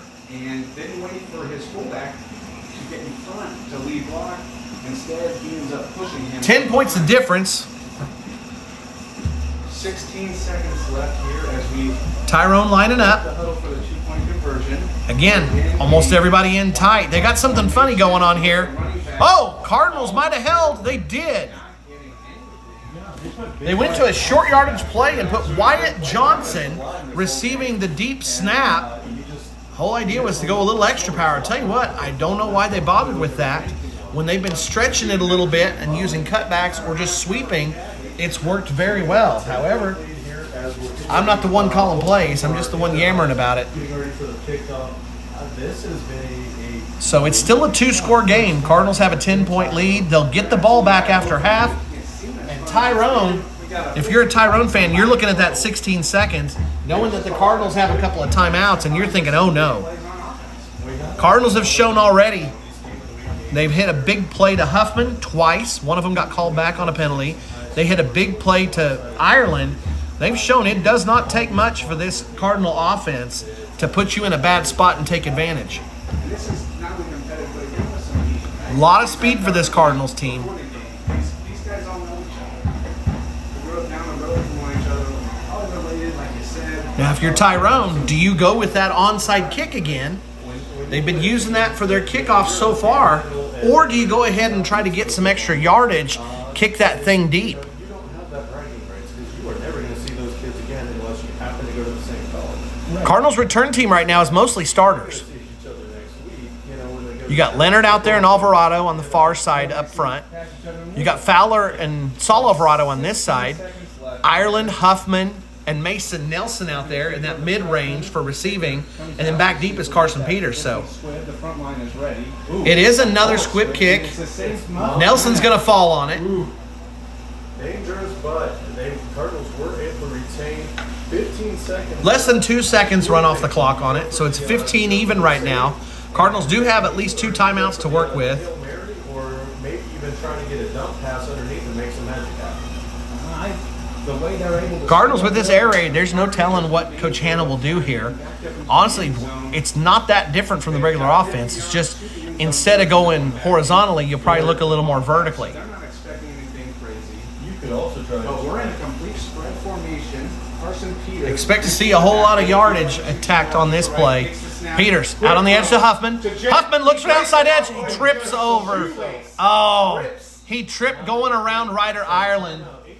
Cardinals will take a timeout, though. I don't know if that was Man, tripping over Ireland the blocker. if Huffman doesn't have trip on that play, there's no telling where that ends up because they had come up. 3 defenders were there, but it looked like Huffman had the edge, and Huffman's already shown he's got the speed to beat the Bobcat defense if he gets the opening. Oh, man, what an opportunity. 8.6 seconds left. You can still run 2 plays here. Cardinals do have at least 1 timeout left. I don't know the timeout count, but we have at least 1 left. So you could see a play over the middle. Remember, they did the drag route to Fowler early. Fowler got in from about 35 out, 25 out. That was on a 4th down. Peters dropped back, waited, let the defense settle a little bit, and then looked downfield. Peters, I think, has the arm to get it into the end zone on this, but there's still not a need right now because the Cardinals have enough time for 2 plays if they go quick. Personnel coming out on the field, you got Alguin, Alvarado, and Leonard again. Yeah, it's the starters. Fowler, Huffman, Ireland, and Saul Alvarado split out wide. Peters back deep. Peters has a snap. Right, he's going deep. He's going very deep. Peters is looking deep. Chunking it downfield. Oh! Almost caught. Oh! He was calling for the ball, and I think he kind of let Huffman had a chance at it. It was a little low. Peters had it wobble on him. Fowler had called for it early. He only went about 7 yards, curled, and was looking for it. But Peters was looking for Huffman. Now we're going to have to go deep. Now, they went for a deep play to Ireland on a pump fake, but you're not going to get anybody to fall for a pump fake now. But, boy, Tyrone, you got to be just – if you're a Bobcats fan, this has got to be incredibly nerve-wracking. Cardinals do have a 2-score lead, and we'll get the ball back in the second half. But what are we going to be able to do right here? You do something crazy like a hook and ladder, splits to each side. Peters is back. Peters is looking. He chucks it. He's got Huffman deep. Huffman! Oh! Huffman had it in his arms. just about got it. They doubled on him. At the line of scrimmage. Fowler was close to him. The Bobcat defense holds. The late score by Tyrone. They got the ball back with less than 2 minutes left. 2 big plays put Tyrone on the doorstep. They were able to punch it in, and what was looking like the Cardinals might have a chance to pull away instead turns into the Bobcats fighting back right before halftime. Interference without getting past interference. That was Boston still be able to break. So it's 30-20. Cardinals do hold the lead, and we will have the ball when we come back from half. We are in halftime now. Score is 20-30 with the visiting Cardinals leading the hometown Bobcats. We are going to take 2 minutes. I'm going to send it back to the studio. I'm going to cheer on. I'm going to have to mute it though because I'm not the only in the booth. So.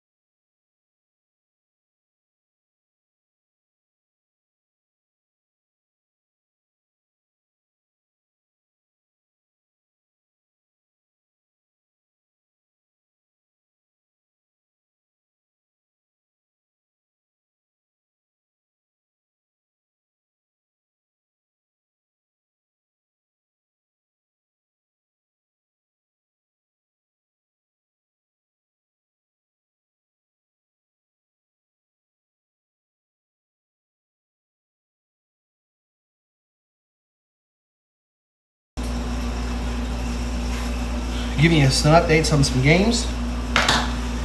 Hollis is up big at Balco Forgan tonight. That one's 28-0. Burns Flatdale City, who last week put it on Beaver pretty hard, they're losing to Cyril at Cyril.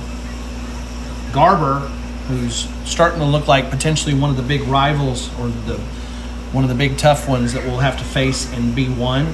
Garber already finished off Drumright. That Drumright team was really good last year, and Garber beat up on them 54-0. which means they got that in the first half. Pioneer losing at Cherokee. Cherokee hasn't been super strong the last couple of years. Pioneer was expected to be decent this year, but that's not a good result. Pioneer Pleasantville down 26-0 at half. So to speak, as it is 20-30 with the Yale's another team that we'll be dealing with in B1. They're ranked 6th right now, and they're up. Well, they finished off Coyle 46-0. Yesterday, Sealing and Laverne battle. You got the two state champions from the last 2 years. Sealing ranked first in B2, Laverne ranked first in B1, and in the battle between the two different Class B divisions, Laverne came out on top. It was at Laverne, and they won by only 6 points, so 28-22. And again, it's that coach's hat in me. I'm seeing a lot of really great sportsmanship out here from both. Let me take a look at Class C. We can pick up on some of our friends from around the area and play Class C. Helping each other out. Doesn't matter what jersey they're on, helping them out. Winoka and Okeene are playing close. Now that is a big surprise. Winoka at Okeene, and it's 16-22. Who has been kind of everywhere for them today. Shattuck up big on Beaver. That's at Shattuck. 32-0 on that one. Buffalo is trailing at Wacomas, 8-24.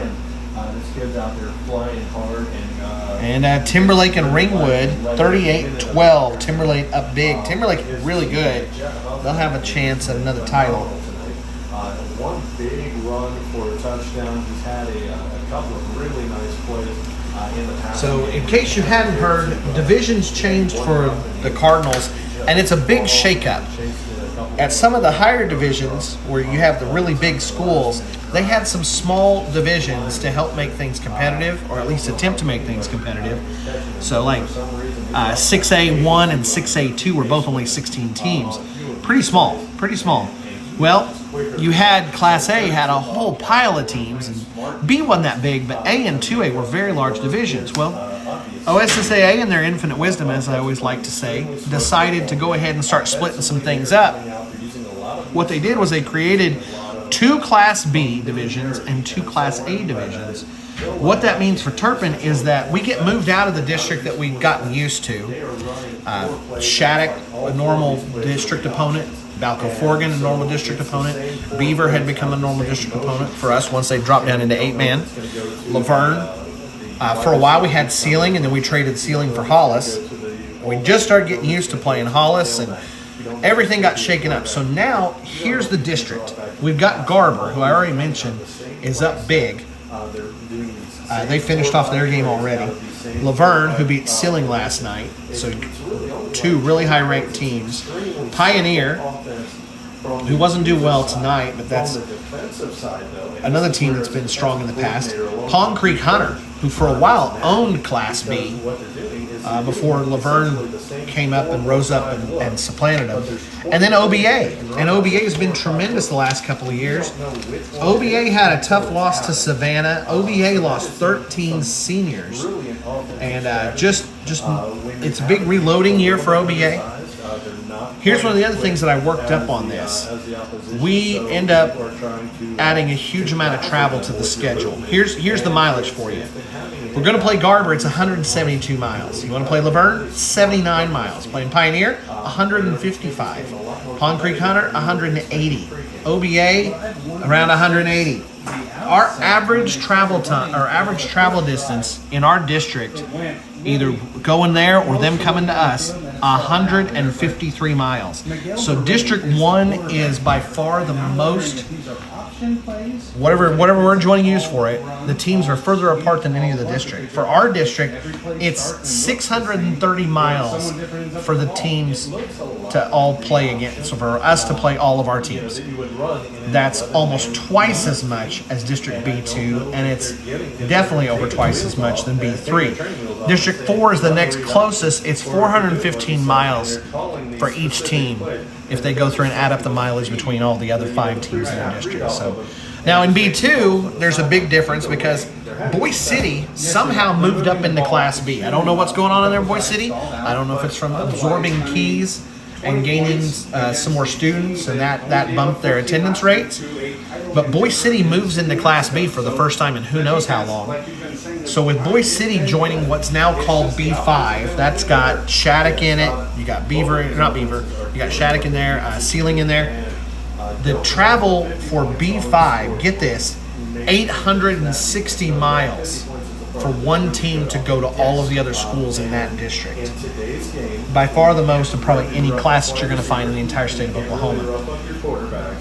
So it's kind of a weird situation, and it means that we went from having a district where there were a couple of games that you could kind of count on, and then it was kind of waiting to see how things would shake out the last couple of years with Laverne and Sealing before they took off, and Shattuck.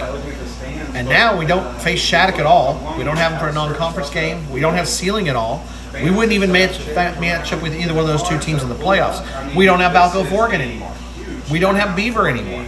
We do still have Boise City and Tyrone because we've got them for our non-conference schedule. And we did keep Buffalo, who we played for years and years on our non-conference schedule.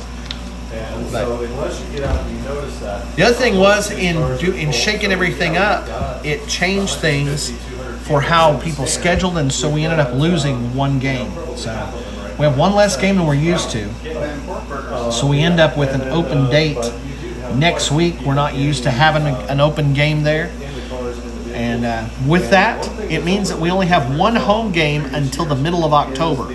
Tyrone's got the opposite issue. They will be at home until October 3rd when they play Beaver. So they get 3 games in a row. So some odd stuff with the records.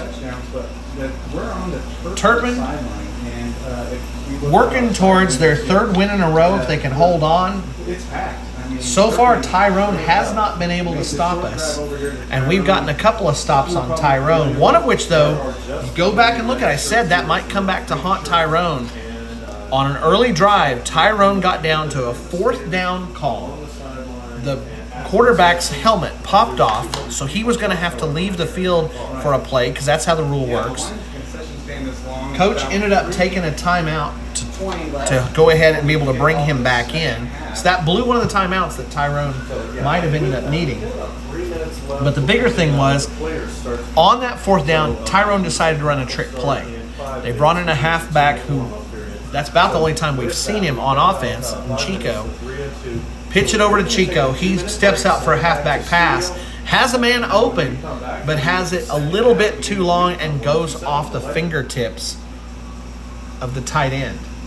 That play ended up making a huge difference. Cardinals went down and scored just 2 plays later. Tyrone had a quick score after that. So Tyrone has shown the ability to both go power and to score on the quick. The only time the Cardinals have had a series not end up in the end zone was this last one when they ran out of time. But Cardinals have had 3 very big scores. Huffman's had 2 long touchdowns. One of them was called back, but it's been thunder versus lightning so far. 2 minutes left, quick break, and then we'll get things started with the second half. Players aren't quite on the field yet, but we'll be back in a few.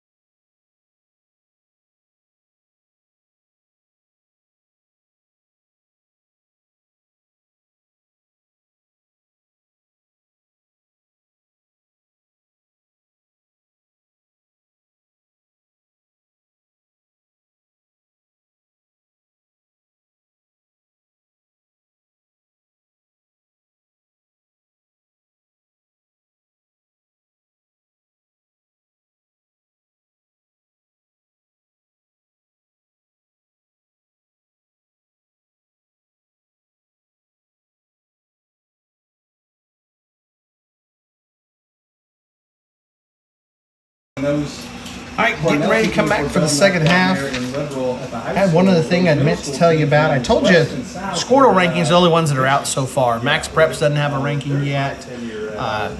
I haven't seen the newspapers yet, but I'll start to give those things to you in coming weeks, including next week when we're on the road again. Oh no, we have an open date next week, but in 2 weeks when we're on the road at Buffalo, I'll start to bring you some more of those rankings. But last year when we ended things up, Max Preps, who's becoming kind of a standard for online digital sports stuff. We were in New Mexico last week for Clayton.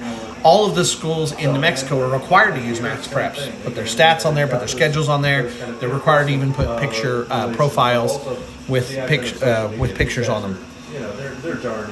Max Preps also maintain computer rankings. They use algorithms to rank teams from all across the nation. Beat a team that's ranked above you, you move up quite a bit. Beat a team that's close to ranking to you might move a little bit. Have a bad loss, you can drop hard. Well, the Cardinals have been consistent enough the last several years that we've broken into the top 100 of the 8-man teams. So we're ranked 94th as of the end of last year. Hopefully adding on to that, especially with the cross-border matchup against Clayton last week. In Oklahoma, we ended the season last ranked 11th out of all of the small-town schools. As far as Squirtle goes, Squirtle, I'm not sure exactly how they do their rankings. I don't know if it's a vote or if they have some reporters who pick it. I think it's reporters.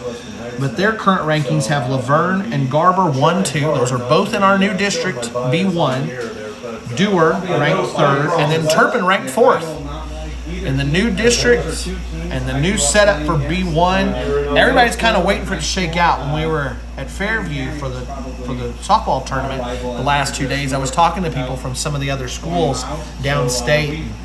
They know Turpin exists. They know about our offense. They know about the talent that we have. And there's people who are expecting us to finish high up in the rankings this year and maybe make a run at state.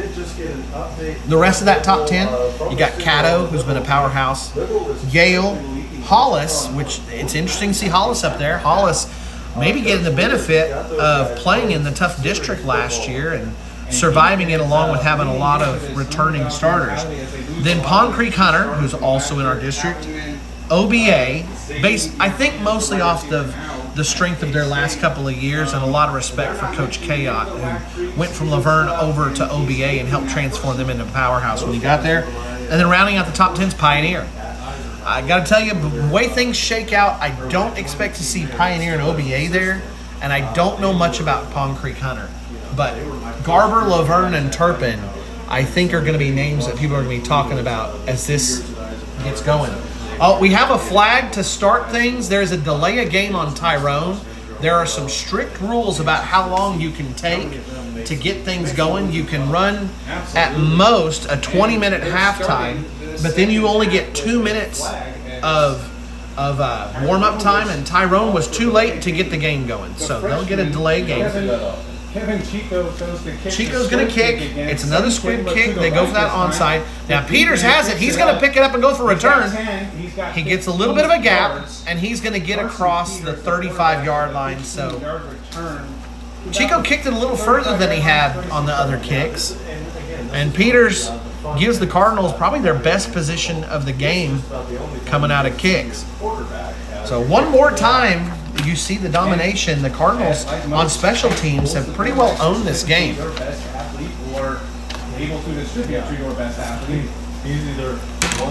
Cardinals on offense. This is as a result of Tyrone winning the coin toss at the beginning of the game. Cardinals bring out the offense. Looks to all be the same as we had. Oh, we got a pistol here, and Fowler's in the tight end. So Cardinals going to their own version of power football.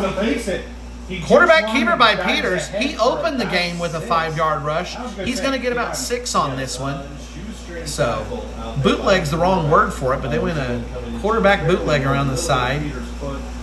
Gain of 6. Last time that they opened a half, Cardinals went about 5 yards for Peters, and then big gain to Huffman for a touchdown. We'll see if that happens here. Huffman's got it. Tyrone responding much differently here. Cardinals are keeping it inside you'd say inside the tackles normally, but inside those guards. Gain of a couple of yards. It's going to be 3rd down and short. And that whole time, he just kind of lowered his hips a little bit to drop that center of gravity Peters shouts out the play to everybody. Ryder Ireland's on the near side. Alvarado and Fowler. This is a pass over to Fowler in the slot. Fowler makes one man miss, pushes forward. It'll be easy first down yardage. He's down inside the Bobcat 30-yard line. So new set of sticks for the Cardinals. They're running that clock already. Just a simple slant, maybe Linemen stay the same from the first half. You still got Algeen snapping it, Alvarado and Leonard to the sides of him. They've done a great job of protecting Peters as he's dropped back to pass. This is a screen. It's out to Ireland. Ireland using that speed makes one man miss. And then Beret with a great tackle to help bring him down. Ireland's been used as a weapon quite a bit in this game. He's got one score already. They're not wrapping up high. They are hitting everybody at knees and below. Under center, quarterback sneak by Peters. They've been using the quarterback sneak for some short yardage here. He's got the gain. We got the first down. Cardinals are on the move. But, back on that. Show the difference in the speed of the. Oh, Peters is coming up a little bit gimpy. He's got a limp. So we've got 30 to 20. We'll see how things adjust with that. And we're getting the call. Splits over to either side, but Huffman's coming back over now. Got lineman Huffman. Cardinals are slowing things down a little bit here. Got it. Two wide receivers out to the right now. Ireland's still on the near side, Fowler in the slot on the far side, and Alvarado at the far end. He was looking for Ireland. Ireland was getting grabbed. Got a defender on him, flag down. We're going to have a flag in the backfield. Ireland went down the left side, and the defender actually grabbed a hold of Ryder. There's no flags in the area for that, but there is a flag in the backfield. That's probably going to be holding. And as he starts to scramble, Peters was totally looking for Ireland, was going to give him a punt fake, and out there on the edge, Anguiano just grabbed a hold of Ireland and didn't let go of him. Yeah, that's going to call it against the Cardinals, so missed call over there on the edge. I don't think anybody was looking at that spot. I believe it's tunnel vision. When he steps back to throw, he has a... So it's going to be first and really long here. First and about 20. It's going to be 4-down territory. It's not like you're going to kick an 8-man football. Empty backfield here for Peters. As we're going Huffman's in the slot. Fowler's on the tight end side. They're bringing Huffman across. So overloading one side. Peters has got Ireland wide open. Ireland's going to charge in there. He lowers it. Oh, my goodness. He dives right into Anguiano. Or into Beret. Man, Ireland left his feet, lowered the shoulder. Woo! Ireland laying the wood out there. It'll be first and goal for the Cardinals. They've got the ball inside the 5. Now they're saying it's laying right on the 5. Tough to see it from right here. We got Huffman in the backfield. Let's zoom in and try to get it a little easier for you. Pistol, Peters hands off to Huffman. Oh, my word. Coming right through the middle. Tyrone defender almost grabbed a hold of the ball himself. That was number 54, Mario Munoz. Holy cow, he blew that thing up. Yeah, I was going to say, he took... First and goal, or sorry, second and goal now. Ball's back on the 10. Cardinals lost 5 on that play. Huffman didn't have a chance. He would have been tackled there because he was standing in the backfield ready for the play. Back in the pistol formation. Fowler's a tight end on the left side this side, on our near side. Fake handoff. Fowler rolls, little play action. Fowler's down to about the 2. Riley Fowler on that rollout play. He got pushed out of bounds over there. Got stood up. 2, maybe 3 to go. Third and goal. And rolled out to the right. Cardinals might go to that big heavy formation. It's had different names in the past. I don't know what they're calling it this year, but it's a power formation. They'll line up. Huffman's back deep.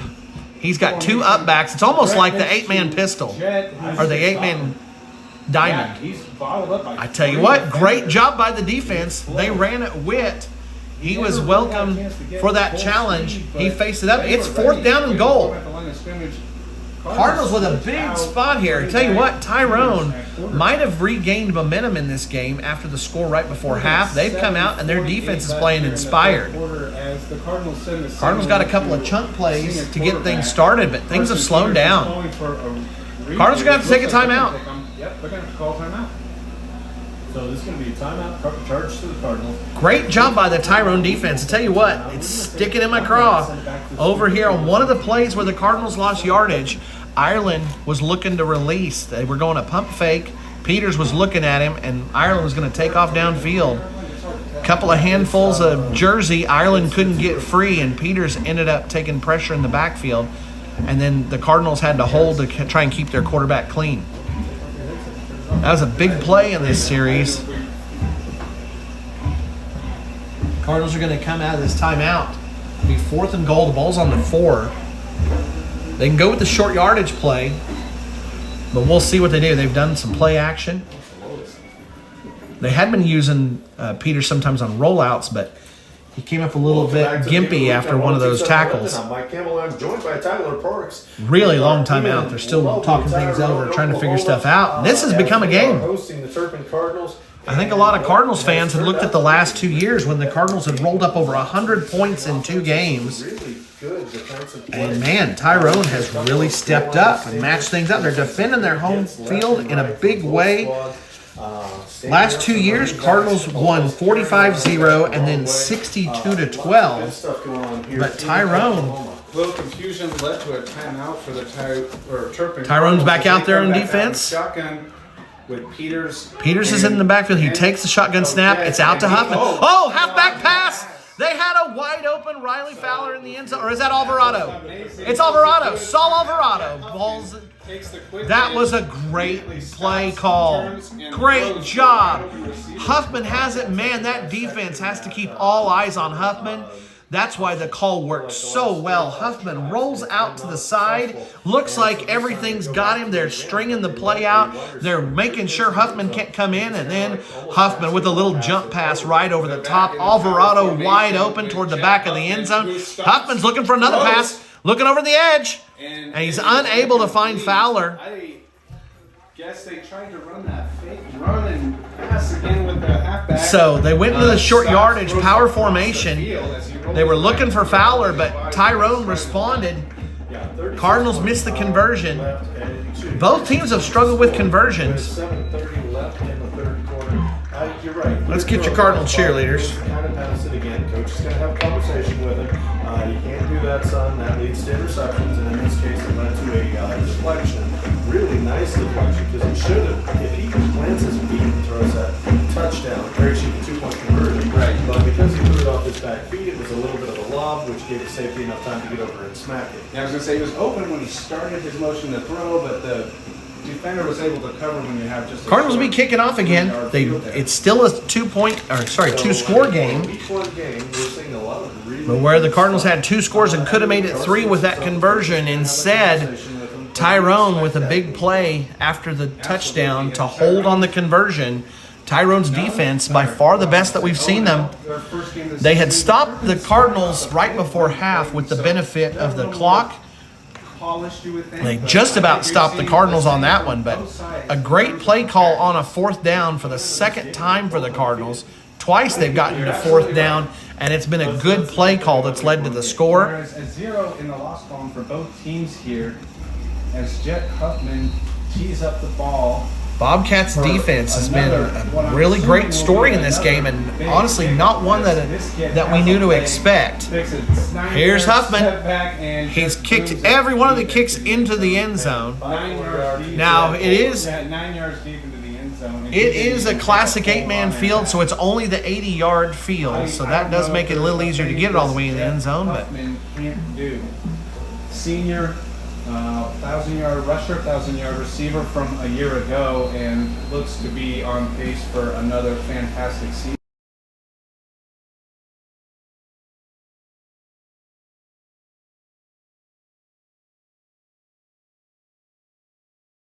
You know, what's next? We're going to find out he can make a mean filet mignon.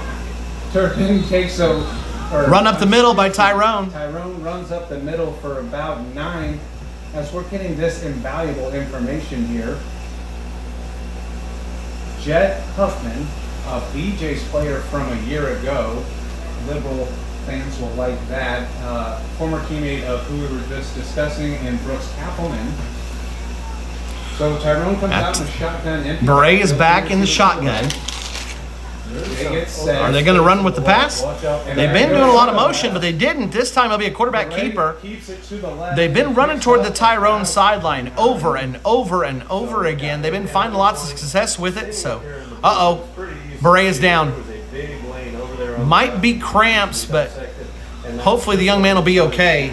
Looks like we have a cramp on the field as the coaches are going over and playing the wishbone game with the. Just coming out of you know, a little bit to the left, a little bit to the right. Make a wish. first offensive series now after half, and Braille had to get that figured out. Bananas yesterday might have helped today. Yes, get some Gatorade and some pickle juice in the kid.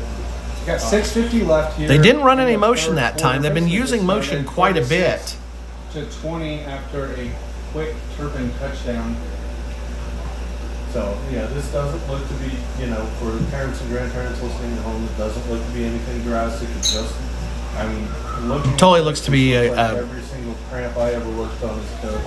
So he would probably be back. Totally looks to be cramping. A couple of minutes and back in the game. I think it's shins, Maybe even this or those drive. calves. So Turpin's They look to be using stretching this out the chance toes. to talk in a huddle, whereas Tyrone is taking a knee and they're just Cardinal coaches are out in the field. They're talking with the Cardinal players. Tyrone took a knee. They're watching things over. Beret will have to set out one play. over there, so we're gonna have to again make a decision. Again, they didn't run motion that time. They split out two out towards the Turpin side of the field and ran over towards the Tyrone side. Almost everything today has been toward the Tyrone side. It's almost No point in burning the timeout. wondering if they're setting something up for later. Running a run for somebody else. They haven't done a lot of misdirection. They're doing some counter plays, but and there has only been one play that you would call trickery. It is a 1st and 10. Now the clock has started. Bray did 6:46 to go. get a first down on that. And it looks And like the back deep now, it's Chico. Devin Chico, the kicker, the freshman. Chico's got tight end over on this side. Two tight ends to this side. They're bringing a Geary in motion. Chico takes off toward the left side. Man, they really like running towards that Tyrone sideline. No, and that should have been handed off. Yes. I don't know. Again, Chico didn't gain much, if any, on that play. In fact, I think he lost a little bit. But, Cardinals defense, double checking personnel. I think everybody's back out. Number 3, Carson Peters. So I mean, that is not an easy man to beat. Now you got Leonard, Ebersol, and Ireland on the line. You still got Riley Fowler and Alex Alvarado at your backer spots. Huffman and Peters at the defensive backs, and Saul Alvarado. Boy, they're in tight, bringing Aguirre in motion. There's that jet sweep again. And Aguirre gets a couple of yards. He bounced off one and got another couple of yards. We've seen that a lot from Tyrone just going with this offense where they're power, running jet power, sweep, power. and instead of Only time they're running toward us is when they hand it to somebody who's in motion. Yeah, Jackson Leonard on that tackle. He just came in and good. Third down, about 6 to go. Ball's sitting at the 34-yard line in Bobcat territory. Cardinals defense got to make some adjustments here. They've allowed some chunk plays on the drive before the half. whipping them down. Chico remains the quarterback in the game. Bobcat defense adjusted well and caused some problems for the Cardinals offense. Cardinals still scored, but not nearly with the same speed they did before. For the motion, no motion. He takes Chico it. looking for the outside edge. He's got it. Edge, and he gets about 7 and a first down. First down yardage for the Bobcats. He is definitely a freshman, about 6 inches shorter than the guy. Saul Alvarado's down on the sideline. We do have another injury. I think it's he's off camera, so I can't show you, but he's holding his abdomen. He did take a stiff arm. He's up on his own. Well, Mason Nelson will come in, Like his calf. He's trying to stretch that calf out, and he couldn't. and Angel Moreno takes Alex Alvarado's spot. Alex is so both the Alvarado brothers come off on one play. Tyrone, not sure what's going on here. Clock is stopped. No, play clock's going now. Cramps in, in snow games before. Right. So Alex Alvarado is off. Saul Alvarado is off. Angel Moreno takes the linebacker spot. Mason Nelson back deep as the safety. We'll see if Tyrone tries to take advantage of the personnel change. Here it goes in motion. It fakes it to him. Chico He takes fakes the it, keeper and then he right keeps it. off the left Tries to go up the middle. Cardinals match it. 3-yard gain on that one. 2 to 3 yards is all they get out of it. Ball's going to be a little bit short of the Cardinal 35-yard line. Saul Alvarado's back in already. No longer getting the cramps worked out. He's standing there next to the coach, getting some Saul looked to be in a bunch of pain on the sideline. Looks like he might be It's a warm night, so might have been cramps for him as well. Beret still hasn't come back in. They're either going to keep him out I'm having a hard time picking him up on the sideline. very much longer. No, but Kevin. Chico's still running at quarterback. Has done well. So Picked up Tyrone the having to run with the touchdown, backup right now. And about Now they've got 2 7 wide here split at the outs. They've got back. Favela at the far side tight end. Field. Oh, now they're bringing Aguirre in motion. Hand off to Aguirre. Left side. Trying to bull right behind his blockers. Whole big pile of humanity over there. Wow, more than it looked like. Gain of about 5. It's going to be third down and a short one. Bobcats have run all day. Nope, third down. They adjusted it. Third down and 2. Ball sitting on the 30-yard line. They've got to make it to about the 28. Yeah, and he ran right into the back of his own player because... Boy, howdy. Who knew we were going to get this to turn into a slow-down power football game? But and so Chico Tyrone holding this ball, especially now with Beret out. They're really trying to play ball control. Cardinals took a while on their first drive of the half, and we've almost eaten up the whole third quarter. It's 3:36 left to go. Chico's still back there. One wide receiver on the near side, a whole bunch of tight ends on there. Chico going off option. Pitch over there to Favela. We haven't seen Favela in a while. Favela gets first down yardage. He's inside the 25 down to about the 24. Freshman quarterback to run a speed option. Man, Chico was holding that thing like a loaf of bread. Beautiful play. And he played it perfect. Favela's got to come off now. Until contact. So what we've A little bit of hitch in the giddy up there.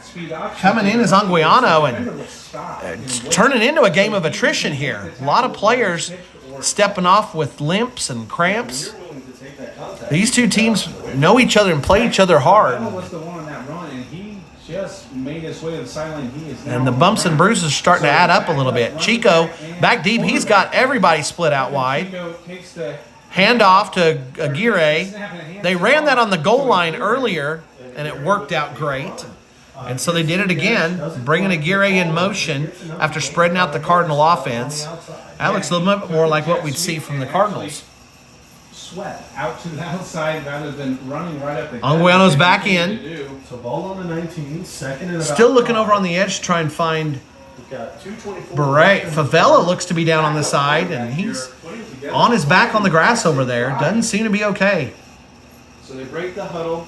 We get Not sure what's going on. His teammate here as he lines up in the shotgun with a backup. Chico's back. They've got everybody split. Looks like it might be the same play. Oh, they faked it. Chico bounces off one guy. I don't think he gained anything on that. Chico's upset with himself. He missed an opportunity on that one. Cardinals are happy for that, though. It'll be third and about 6 to go. Looking across the way, trying to figure out what's going on with the Bobcats team as they've lost several players on this drive. Oh, Beret is back in. He's stretching out that cap. No, that's not Beret. Sorry. That's Hickey. They've got Hickey in now. So Coach Witt's having to reach down into the bench depth, exploring the 2 deep here, and trying to find enough players to keep things going against the Cardinals. Favela is back up over on the far side. Beret is back up over on the far side. We'll see if they come back in.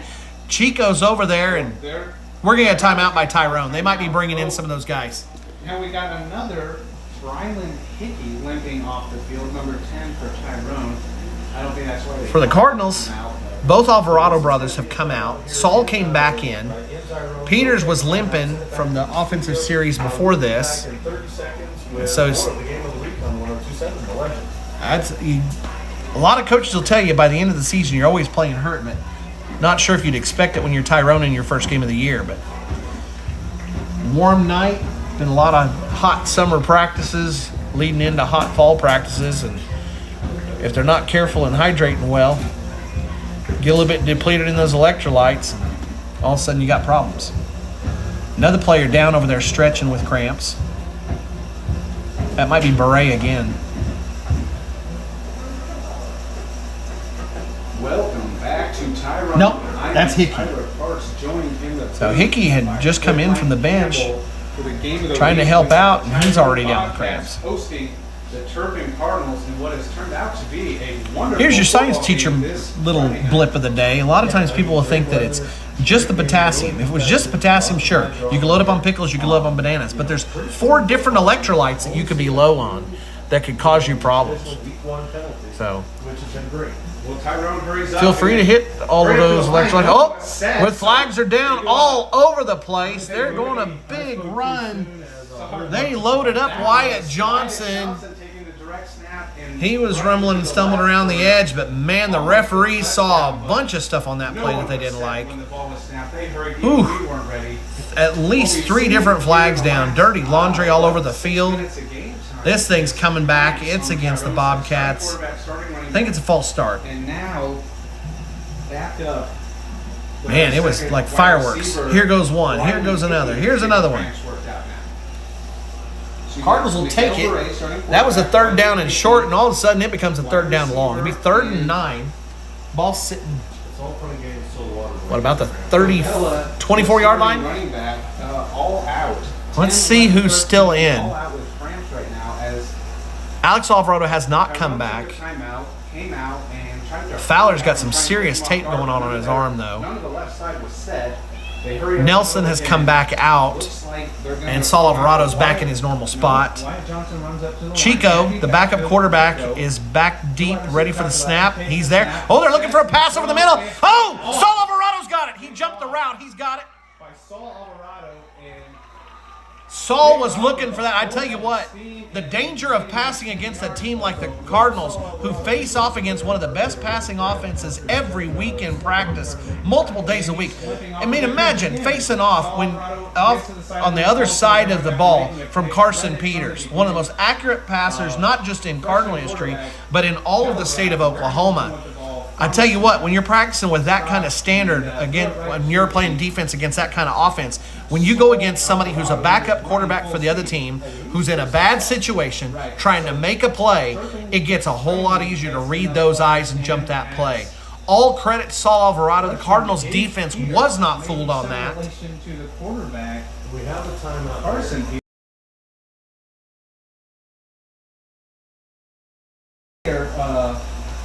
Saul Alvarado to a cramp as soon as the defense comes off. They didn't have someone to come on to replace him on offense. So as I'm getting word here, Carson Peters, the starting quarterback's cousin, Gage Peters, was sent in, but it was just too late, and Turpin had to call a timeout. Cardinals are going to have to take a timeout. Alvarado picked up a cramp right after that play. Cardinals had a cramp. That was Saul Alvarado who'd made the play. After he went down, he had to run off the field again with a cramp, and they were trying to figure out the substitution. Remember, one of the factors in this game on the Cardinals side is that 2 of our players are not allowed to play because of the scuffle that happened at Clayton, New Mexico last week. Eli Navarro and Noe Rascon got tossed from the game because of getting into it with some players from New Mexico. So because of OSSA rules, they cannot play in this game. They're here, they're in street clothes, but they're not allowed to play. Navarro would be coming in, and he could have come in to spell Peters a little bit at the defensive back spot. He can play at both defensive back spots. That's meant that Carson and Jet have had to play almost the entire game at their defensive back spots as well as on offense. And then Saul, after getting that cramp, Physical where you could see them. So that other wide receiver spot, Navarro could fill in all over the field, but we don't have him. Rascon comes in and spells on the defensive line. So Cardinals playing a little bit thin today, losing 2 players in the 2 deep. Cardinals splitting out 2 to each side. Wide open in the middle. Jet Huffman's got it. My word, there's not going to be anything close here. Walks into the end zone for an easy. That shows the big difference in between the 2 teams. I don't know if it was The Bobcats have been doing a fantastic job on power offense. They run their disciplined power ball very, very well. But when they go to the pass, it's just not the same level of experience. The Cardinals, on the other hand, can score on a play almost from anywhere on the field. 1,000 yards receiving, 1,000 yards rushing last year, and well on its way to having another standout season. That was a tremendous play by both the quarterback and Mr. Huffman as they come out. Cardinals are splitting it out wide this time. They're not going to that short yardage play. They need to get this conversion. Oh, end around. Alvarado's got it. Alvarado, man, Alvarado stepping up big and getting the plays here. You're right. Reward him for that pick. That was pretty. I tell you what, that also gives other teams around the state something new to look at for short yardage when going against the Cardinals. So, very nice decision. Another great play call. They've used some interesting short yardage plays. You had the halfback pass earlier by the Cardinals, having Jet Huffman take a pitch, step out to the side, draw in the defense, then throw it over the top to Alvarado. This time, they set up, got the defense going one way. Tyrone's been specializing in that today. But then, the quick little pitch in the back for the wide receiver screaming around from the opposite direction. Alvarado takes it, and nobody could even challenge it. Alvarado in for the conversion. Cardinals lead by 24 now. 44-20. That was a big score. Cardinals, remember, had it to only a 10-point lead coming out of half. Drove down the field. It was 4th down, and the Cardinals needing the big play on the halfback pass from Huffman to get in and score on that 4th down. Tyrone has really been hurt by the injuries, and we were waiting and waiting and waiting for the turnover. Cardinals had several turnovers in the game against Clayton, but the Bobcats have been playing so disciplined. But one mistake was all it took, and the Cardinals' quick strike offense turns around and capitalizes on the Bobcat defense. Huffman lines up to kick again. It's been all touchbacks so far. Tyrone's actually lining back 3 guys back deep. Be a fun time to go for a pooch kick. Lined up to kick off are the Cardinals. Here it goes. Huffman's going to go deep anyway. And it'll be another touchback. That one was high and long. Yeah, it was about 4.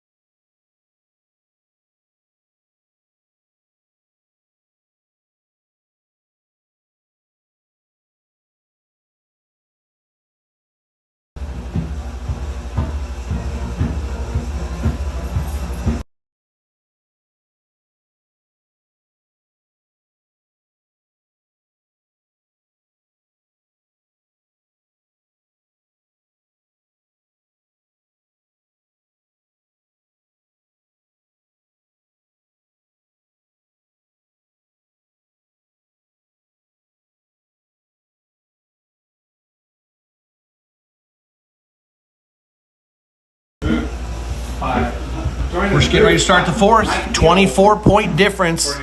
Cardinals might have thought they could walk in here and abuse these Bobcats the last 2 years. The Cardinals have been able to 45 them. Mercy rule was in effect. They came here to Tyrone 2 years ago and had the game well in hand long before we hit halftime. This year, though, only a 10-point difference right before half. Bobcats stopped the Cardinals with the use of the clock right before halftime. They haven't been able to force a punt or get a turnover otherwise. We were waiting on the turnover game to step up, and it was the Cardinals who strike first. Saul Alvarado stepping in front of a pass from Chico over the middle. Beret went out, and Chico has had to come in spelling the quarterback, and so far, it's really taken a little bit of pain for that Tyrone offense. Favela coming in motion. Chico keeps it. He's going to get dragged down for no gain. Fowler got him, and I don't know if he even got a yard out of that. Man, Chico just not the same ability cutting out of that. Beret does a good job of hiding the ball. Beret has not come in since he took a handoff, or well, didn't take a handoff. It was a quarterback keeper toward the Tyrone sideline in the third quarter. He went out and it looked like cramps. Bobcats are trying to get into. Bobcats were running the clock early, but now if they want to stay in this game, they're down 3 scores. They need to get things moving. So we come out in a Chico's back deep. He's going to take that snap. He's got 2 wide receivers to the left, and Tyrone's going to have to take a timeout. So the substitution and going to the backup quarterback, at this point in the year, especially with a freshman, there's just no way that a freshman's going to have that kind of command of the offense at this point in the season. So it's a big burden on Chico to try and step in and do that.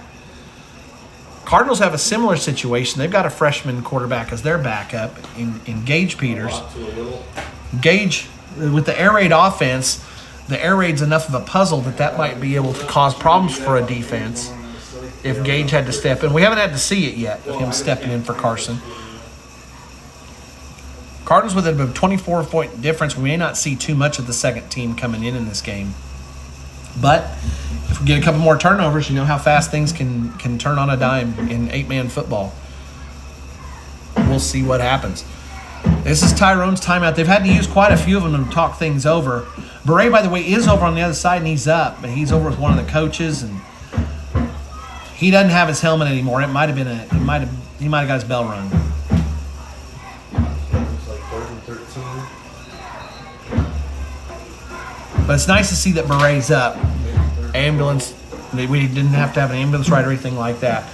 Tyrone really trying to build off of that 3-game winning streak right before the playoffs. They've come out and I think they've surprised a lot of the Turpin fans with what they've been able to do. Chico does, rolls out to his right. Chico's rolling. Oh, it might be.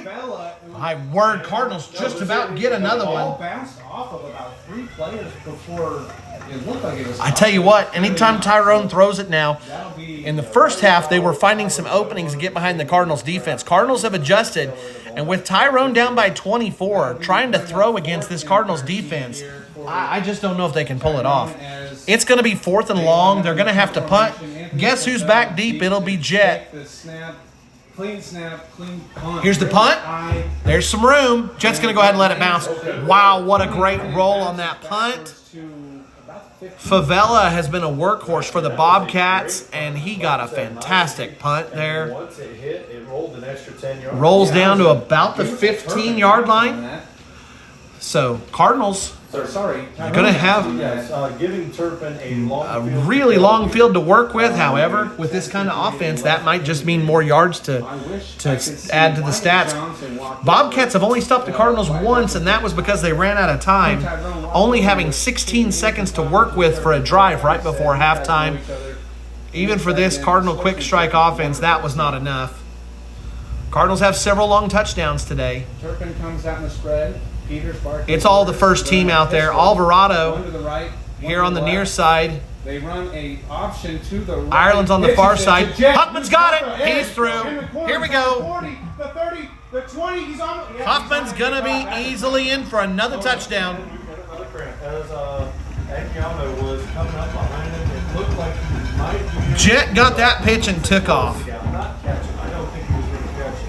But at the last second, he pulled up. Man, oh man, you got to see it right in front of you. Sideline, kind of limping to the sideline with what looks like another cramp. Beautiful effort, you're right, but yeah, It's now 50 points for the Cardinals, 50-20. They scored 60 in their first game, now 50. My goodness, found a seam and right up the right side, gone. Let's see what the Cardinals go to here. They've been running the short yardage in the first half for conversion attempts. Peters is out there, though. Cardinals are going to run out of time on the conversion attempt. We're going to have to take a timeout. Cardinals couldn't get the call figured out. Something going on there. I've been very impressed with several of these players, especially Jeff Huffman, who, and the more we learn about the kid, it's just very impressive. Is that his third touchdown? His third or fourth touchdown, he had a 50-yard play on the second play of the game, 50-yard run for a touchdown, got a 60-yard. So Cardinals have got it out to 30 now. Man, Tyrone, and they've all been impressive. if Tyrone goes to the power football thing again to run clock, it will show that they're done.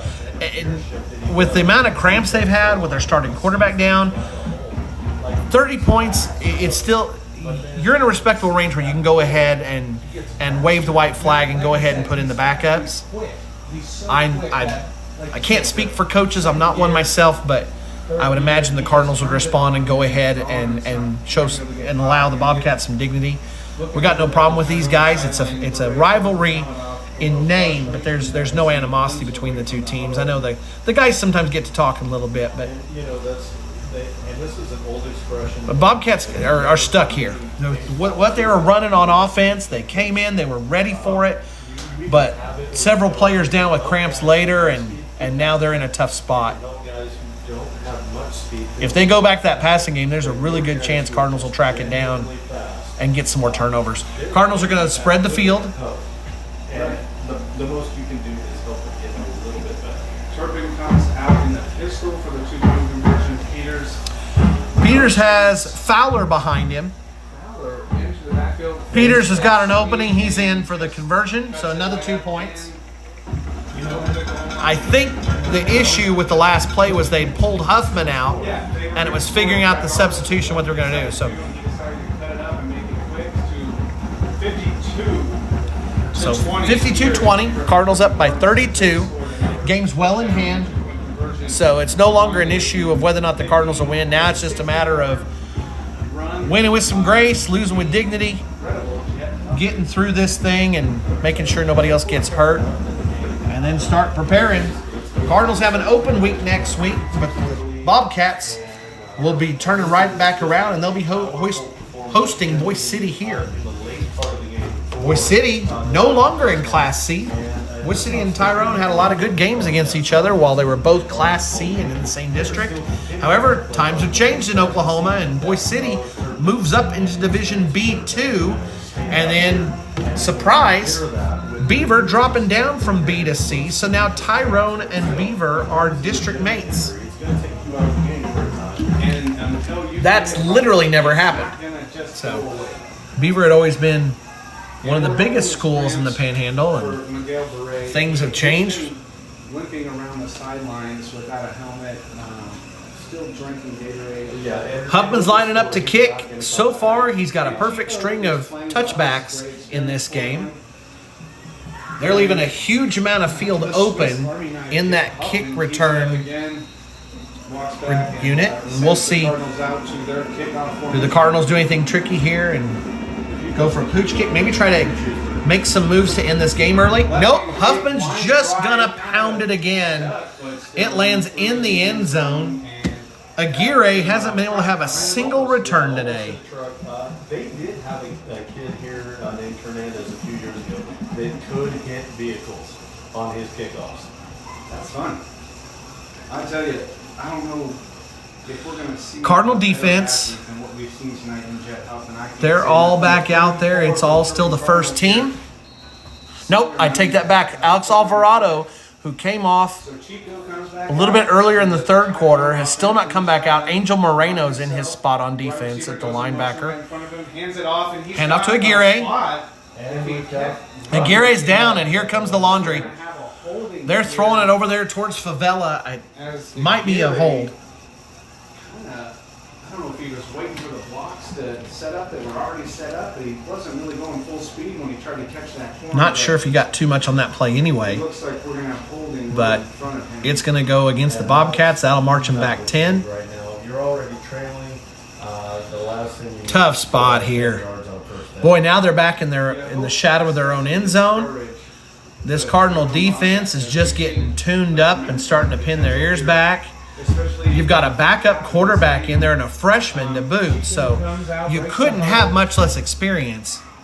Tough spot here. Single wide receiver out to their left. First and a mile to go. And Favela's got it. Now, Favela's had some big gains, but the Cardinals playing conservative, and they dragged Favela down after only a couple of yards gained. They did a great job. They didn't try to stuff Favela in the backfield. They weren't trying to penetrate as deep. They went ahead and let the play come to them, and that worked out perfectly. Favela had been getting some big yards almost as in a counterpunching type role, sucking the Cardinals in on it. Sorry, let me get it adjusted. We're in the fourth quarter, not the third quarter. Take a licking and keep on ticking. So far this season, I'm working games alone, We're in a spread but formation. we're gradually starting to build up a team for your Cardinal broadcasting, including on the football games. Oh, a lot of scrambling around back there, and it amounts to not much. Cardinals end up dragging down Aguirre. All the defenders were in. That is him slowly get up. As he looked like Man, just hoping, holding your breath that nobody else gets hurt. You gotta applaud the effort, but Alvarado's on the sideline. Don't know what the deal is. Saul Alvarado's had to come out several times. Try to be the best player you can be without. Cardinals have a bunch of first teamers out there. It's a 32-point difference. At this point, usually what you're doing is you're waiting to see what the opponent does. And Tyrone's keeping the first teamers out there, other than the ones who filled gaps because of injuries. Chico's there. He's under center. He's got Aguirre behind him in that 4-point stance, and they ran out of time. Tyrone has to burn another timeout. So that inexperience with having the backup quarterback in, it's really hamstringing Tyrone. Tyrone just not able to run what they planned on. Man, when they had the first team in, they were giving the Cardinals what for, and the defense coming out from the second half really was starting to stand up to the Cardinals. They got Cardinals down to a 4th down on the first drive of the second half, but everything changed when Beret went out with that injury. Not sure what's going on. They've had him over on the sideline. He's been up and around. Currently, I think it's him over there. They've got a player down, and they're stretching him. But earlier, Beret was walking around, and one of the coaches was holding his helmet. Sometimes that's an indication of a concussion protocol. Make sure somebody doesn't accidentally sneak into the game.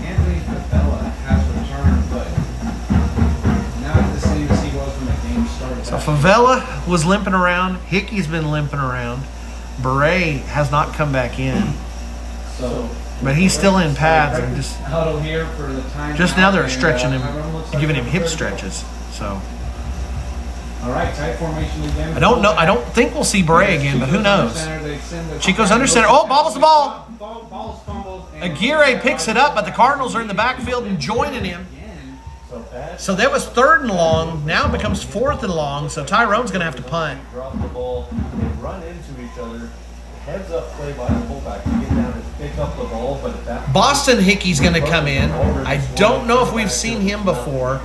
Favela got a heck of a kick last time, and now let me pan over so you can see it. Jet Huffman's back there. If Favela gets another big kick and gets that thing out to Huffman, there's a good chance Huffman could take off with it. Favela kicks it out of bounds. They're not even going to risk I that. think they're going to spot that at the 20. We couldn't see from the depth. I don't know. I mean, Favela certainly didn't mean to kick it that short. Oh, my word. Ouch. He really shanked it. It's inside the 20. Oh, gosh, guys. He barely gained yardage on that punt. Okay, and so Oof, it's out of bounds at the 15. Nobody was ready for that except for the punter. And he took it, and I don't think he realized. Alex Alvarado's coming back in, so he's on offense, but he sat the last couple of series instead of going back in at his linebacker spot. Saul Alvarado's out there. Riley Fowler's out there. Yeah, the entire first team's out there. Alvarado, Algeen, and Leonard on the line. Ireland on the far wide receiver spot. Fowler in the slot. Saul Alvarado on our near side wide receiver spot. Huffman's in the near slot to the line, and Peters back in shotgun. Quick out to Huffman. Huffman's only got to make one guy miss. He gets a couple of guys grabbing him, making sure he doesn't get in the end zone. On the edge, Bobcats trying to do what they can to stop Huffman, but good luck with that. The rest of the state's got the same problem. What do you do when Jet Huffman gets the ball in his hands, and when you've got somebody who can deliver it to him like Carson Peters, who's also dangerous? Now, the Cardinals have gone away from the run game with Peters. He came up with a little bit of a limp on a play a little bit before this. Now Huffman's going to come out. Angel Moreno will come in for him. He fills that spot. He's in the slot. He's out there with Saul Alvarado. Riley Fowler moves into the backfield, takes the handoff up the middle. Boy, it's a pile. That's a mass of humanity. And that was not anything to do with his running ability. I don't know if he got much on that. Tyrone collapsed on that. Into the play. Yes. And they've had a lot. It'll be second down and goal. A lot of luck finding the edges, and that one. They're saying it's spotted on the 4. It's tough to tell from here. Right. That middle is tight. We've seen that nose guard. Peters getting the call. Cardinals slowing things down a little bit here. Peters gives the call out to the offense. Moreno's into the tight end on the left side. Pistol with Peters with Fowler behind him. It's an option out to Fowler. Fowler cuts it up. Tyrone did a really good job of reacting to that again, 2 times in a row. Tyrone's defense has responded really well several times. Oh, and another injured player for Tyrone. Anguiano's up slow. He's really favoring the leg. Looks like a lower leg injury. Caught up to Huffman earlier and got the. Who is it coming in? One that has been struggling. Angel Lopez. I think it's our first time to see him. Comes to the sideline for Eversol's coming in. quarterback. Yeah, they're going backups because if they. Logan Ratzlaff comes in. Cardinals are going to a short yardage formation here. Fowler will have it. This is that 8-man diamond formation. Fowler's got it. Fowler's trying to power through.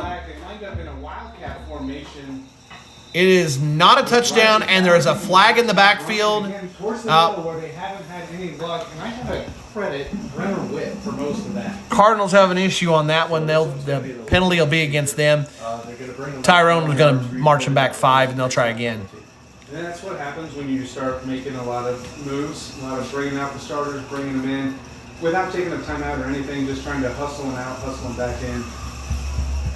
And So that's that short yardage formation the Cardinals have been using. Oh, crud. With their helmets off, and then Yeah, 5 yards. So it'll be first and goal from the 9. No, sorry. Third and goal from the 9. I thought it was second and goal. Anyway, Peters is back in. Huffman's back in. we got one receiver out to the right. Alvarado split really far out to the right. They've got Fowler at a tight end spot. Alvarado moves in a little bit. They're having a little talk in this Pistol formation with Huffman behind Peters. Oh, bad snap. Peters picks it up, recovers it. He's looking in the end zone. Oh, he's cut. He's got Huffman open. Oh, into the end zone. What a mess of a play. We're going to have, I think there's pass interference. That was chaos on the field. Most people would fall down on that ball, but Carson's got enough confidence. He went ahead and picked that ball up, kept it alive. Linemen had their head on a swivel, kept on protecting him, kept him clean. Oh, it's interference on the Cardinals. Pass interference, and it is going to be against Turpin. So offensive pass interference. It might have been a pick play down there in the end zone. Somebody trying to screen to get.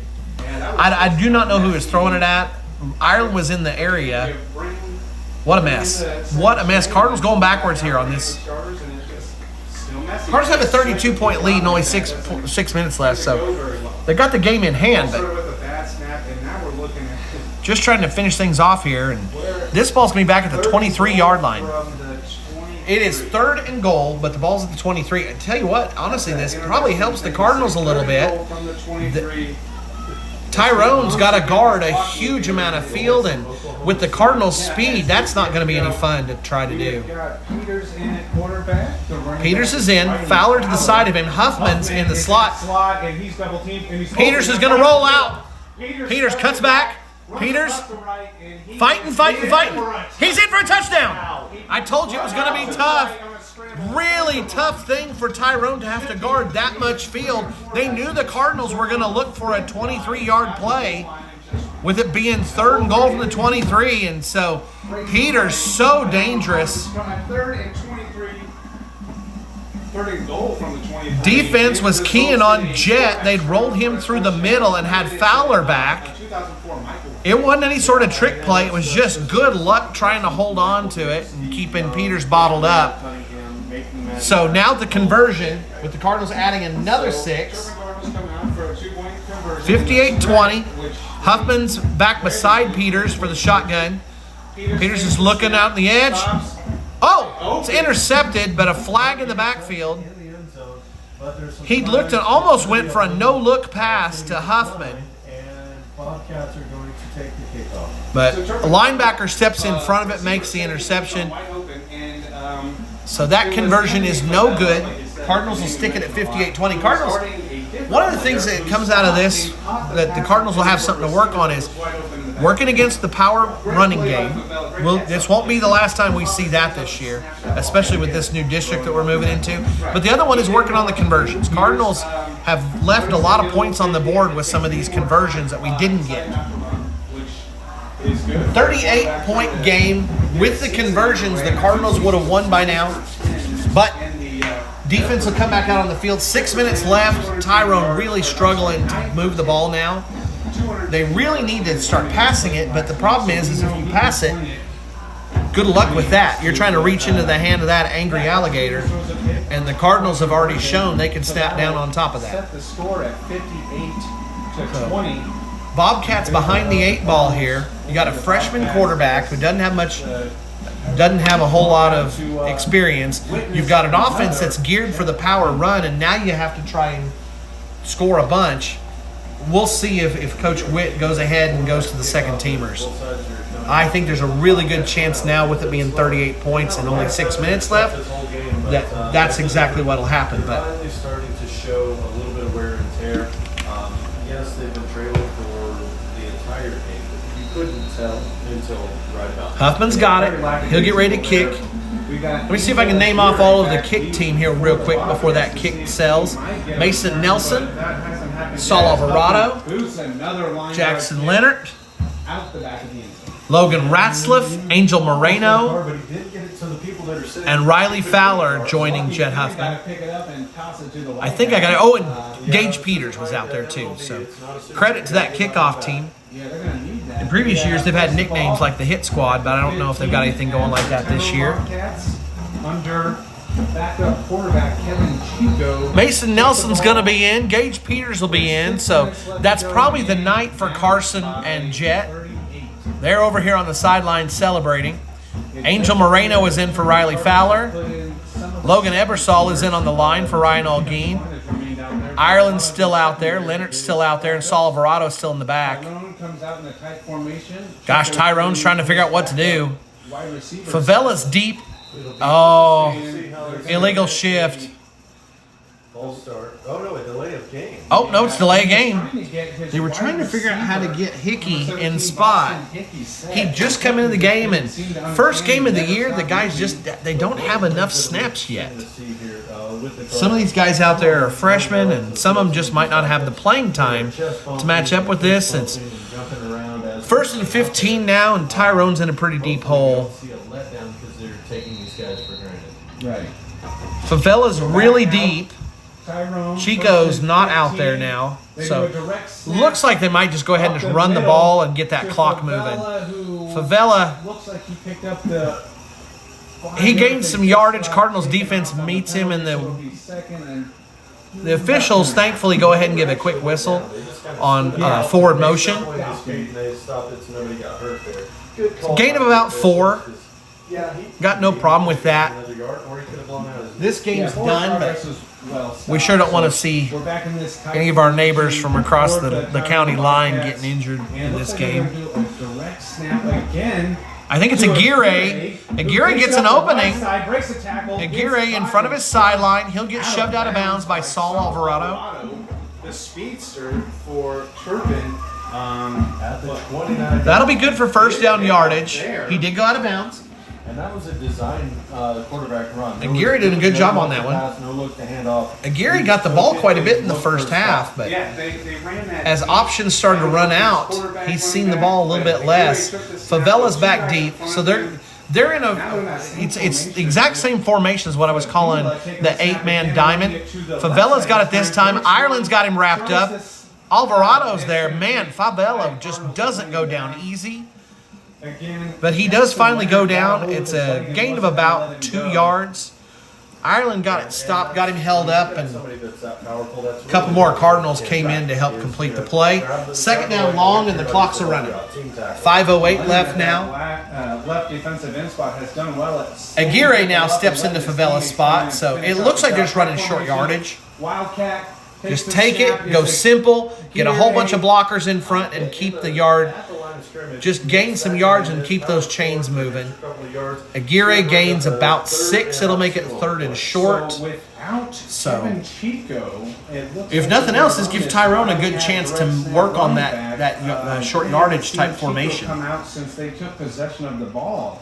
I got to tell you, it's a formation I personally love. I do like that you can do a lot out of it. It's 2 tight ends. Oh, now they're running 2 over to the same side. 2 running backs behind 2 tight ends.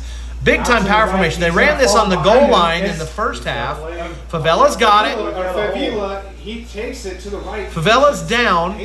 There is a flag in the backfield. I think we're going to have a hold on the backside of the play. It is a hold against Tyrone.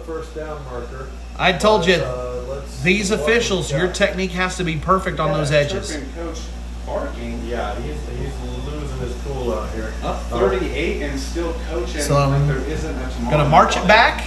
I mean, and that's just it. When you've got your young guys out there, you've got to keep them in check. So Coach Hanna didn't like that big gain against the defense. Doesn't matter if we're up by 38. Coach Hanna wants to see execution from the second team. Moreno and Alvarado in those linebacker spots. Ebersol over center. Leonard and Ireland still out there on the ends. Defensive backs, Gage Peters and Mason Nelson.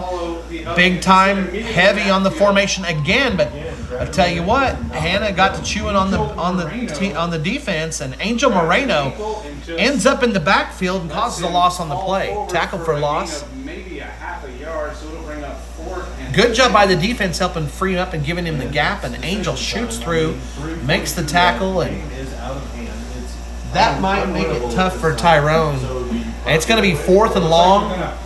Alvarado's deep, ready to return the punt. Looks like Favela's going to do just that. Favela, man. Alvarado's got this one. Oh, my word. Whole bunch of flags on the play. There was no need for it, but we're going to have a block in the back. There was just no need for it. And Alvarado gets a whole bunch of yardage. He made the guy miss, but blocker just couldn't help it. He had to come in and get the contact on it. You saw it on your screen. It was right in front of you. Referees sure saw it. 3 different flags fall on the play, and all of that yardage on the big return, that'll get marched back.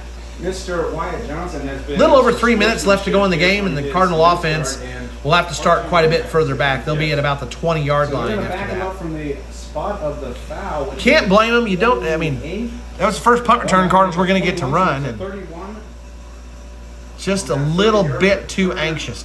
All right, now, Cardinal fans, we got some fun. We got a bunch of people in here. I want to make sure I give them all credit as they're out there. So over the center, over the ball, still Logan Ebersol, but out to his left on the end, he's got Carlos Rodriguez. Over on his other side, he's got Logan Ratzliff. the actual cousin of Now, wide receivers wise, you've got James Olinger. Gage Peters has the snap. He looks for an opening and can't get it. Big guys are still out there for Tyrone. They've got some backups in. They're starting to bring in more of the second team. So Peters gets tackled after a gain of about 1. Out on the far side, Aaron Gondaria. And on the other end is Mason Nelson. So I think I got them all credit. And Carlos Rodriguez moves from the tight end spot where I thought he was going to be back to the running back. Turpin Cardinals will take the ball. Ebersol, Ratzliff, in about 9. Take the call from the and sidelines. Blaine Johnson over on the line. Rodriguez in the backfield with Gage Peters. Gage has to recover it. He's looking down the field. He doesn't have anybody open. Tyrone does a good job on defense. It wasn't hit by one of the Bobcats. It was intercepted by one of the other Bobcats. Aaron So, Gandaria, nobody- was the intended receiver, another freshman. Freshman Gandaria. getting a lot of good time here in the last 2.5 minutes of the game. Gary Caleros for the Bobcats. Third and long. And he was poised to 2.5 left to go. Cardinals might go ahead and run it here and get some clock going. So Turpin comes out the spread. Back Peters on looked offense. really good and gained a lot of yards last year, but that was in junior high. That's a whole different thing than facing off against a disciplined defense like this. Rodriguez makes one man miss. He's got an opening. Oh, I told you they are going to watch for holding. You don't get to make any mistakes out there on your technique. Out there looking like LaDainian Tomlinson. Okay. Couple flags on the play. It is a hold against the Cardinals. Tyrone will back it up. Sports car companies because it was super fast. Right. This quarter has been sponsored by antacids because these coaches are getting some heartburn. Yeah, we're barely moving here through the last 3 minutes. 2:20 2.5 left to go. The Clock stopped because of the has penalty. backed The Turpin Cardinals up. Now they're going to wind this thing and get it going. So Let's it'll be see. third and about 22 to go. Nope. As We're going to the wait for the backup snap to Cardinals run the offense clock. takes the Okay. signal from the sidelines. The offensive personnel stay the same out there. Told you, Peters gained a whole lot of yards and had a fantastic arm for junior high. But that's a whole lot different than stepping in freshman when you're working against some seniors. Peters is going to go ahead and keep Peters it. runs out to the right. He finds the edge. And he stops it. Oh, Big time hit to knock him out of bounds. But a nice run by Gage. He'd come to a stop there, was looking for the cutback. Tyrone defense caught up to him. It's going to be 4th and short. What's Coach Hanna do here? Do you go ahead and punt, or do you just go ahead and run one more play? 2 minutes. Clock's running. We got about 23 seconds on the play clock. I have a feeling we'll just go ahead and run another play. If you get it, fine. You can let some more clock run. If you don't get it, then Tyrone can have a chance here for some more offense. With their play call out here. He's giving a play call. Cardinals will go ahead and run some offense. Without doing anything super He might go ahead and let Gage pass this one. Gage is looking for an opening. Gage is coming back one way. Oh, Gage gets torn down. Some more flags. Referee saw something else they didn't like. Gage Peters, freshman.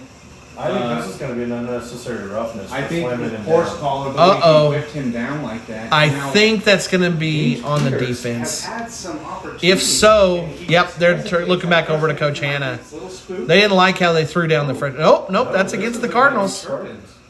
I don't know who that was on. So that was on the Cardinals. Oh, they're talking to Gondaria. There's something that Gondaria did. They didn't like it. So- Gandaria. That's a. They're The gonna- refs are actually talking to They him. declined it. So it will be first That'll down. be a turnover on Yeah, downs. first down Yeah. for Tyrone. Turnover on downs. They didn't want to take that penalty and march the Cardinals back. Run. You know, he's stopping here. The little spook probably. Let's see what the Cardinals put out there on defense. Seen as a freshman, only played one game. Some first teamers still back out there. Coach Hanna probably doesn't want to allow an easy score. You got Leonard, Ebersol, and Ireland on the front line. Alvarado and Moreno at linebacker. Looks like we've got Gage Peters and Mason Nelson in the defensive backfield. And Tyrone's going to go ahead and down this. So direct running back snap, minute 28 and counting now. Tyrone's just going ahead and finish this thing off and call it a night. Getting all the players out. You see Turpin is doing So Coach Hanna's going to go ahead and I believe I'm take out the rest of the more experienced defensive players. Like Kevin Chico, the So- backup quarterback who's been playing. Ollinger's going to most of come the game in. Now, now has his helmet off. He's on the and line. is standing on the sideline. And I saw somebody else go in, but I'm trying to identify over on the backside How it linebacker. would affect the Who is it? Tyrone Who is Bobcats it? as Come on, opposed move to over. Turpin, who's played the game, and cramps were the main thing of the second half. So another kneel. One more, and the game is going to be essential. Oh, it's Abraham Mosqueda. We've got Abraham Mosqueda comes in for the other linebacker game spot. Clock, 38 seconds on the play clock. So they've got junior Gary Pieros taking these Oh. direct snaps. Oh, Turpin barely gets it off in time. And they probably Hollinger was coming in there. I'm not sure what he was going to try and do. They're down in that ball. Well, they We're got running a this clock defensive out. end coming through the line there for Turpin fast, but 16 seconds. That's gonna be it, guys. Clock, 30 Cardinals win for the clock, third time in a row against Tyrone. Head to their sidelines. Tyrone had gone 8-4 since we started playing 8-man against them again in 2013. Cardinals had won the last two. We're trying to make it 3 in a row. They do. That means next year when these two teams play, there won't be a single player left for either team who will have experienced a Tyrone win while in high school. So Cardinals trending the right way. Tyrone finished last year very strong, and hopefully they can get everybody healthy again and try to make a good run through Class C and work hard in their division. They did that last year. But still, The exciting. Tyrone team that you saw at the end of the year looked so much better, saw so much improvement over what they started the year with. Big day for the Cardinal offense again. Cardinal defense coming up with a turnover at a key moment. They got some key stops when they needed to, and then it became a battle of attrition. Sadly, the injuries started to mount for the Bobcats. Hopefully, again, everybody's okay. Ambulance never had to leave. We saw Beret on the sideline, but I wasn't looking for him toward the end, but hopefully he's okay. Everybody for the Cardinals who came off with an injury went back in, so hopefully those are just cramps, but that'll be it for this one. Cardinals do have an open date next week, so there will not be Cardinal football next week. The week after, we'll be on the road to Buffalo. Tomorrow, if you're wanting to watch some Cardinal sports, and you know you want to watch some Cardinal sports, the Cardinal softball team is in Fairview, and they'll be playing against an undefeated Crescent team. So you can watch some tremendous softball tomorrow. That game will be at 11:30 if you want to watch it. It's on the Game Changer app. Search for Turpin. You can find them. The Game Changer app is free. That is no cost to you. I'm behind glass, so you wouldn't be able to hear the guys singing to you. But I'll give them just a moment here more. Cardinals win big, 58-20, but tell you what, that score doesn't show the struggle that this game ended up becoming. All of the players and the coaches are lined up facing the stands, facing their fans, and they are clapping for their fans that traveled for them. Yeah, just a great show of sportsmanship down here. I love it. So yeah, this is great. Cardinals finish off the school song. They head to the end zone. Anybody who didn't get dirty before, get in some grass stains. Always got to make sure you got to get that laundry working. Everybody's going to work hard for the Cardinals. Cardinals celebrate another win here on Bobcat Field. Again, a break next week. More football coming back in 2 weeks. Softball tomorrow if you're wanting to watch it. You can find it on the Game Changer app. And then we'll start out another great week of Cardinal athletics and events next week.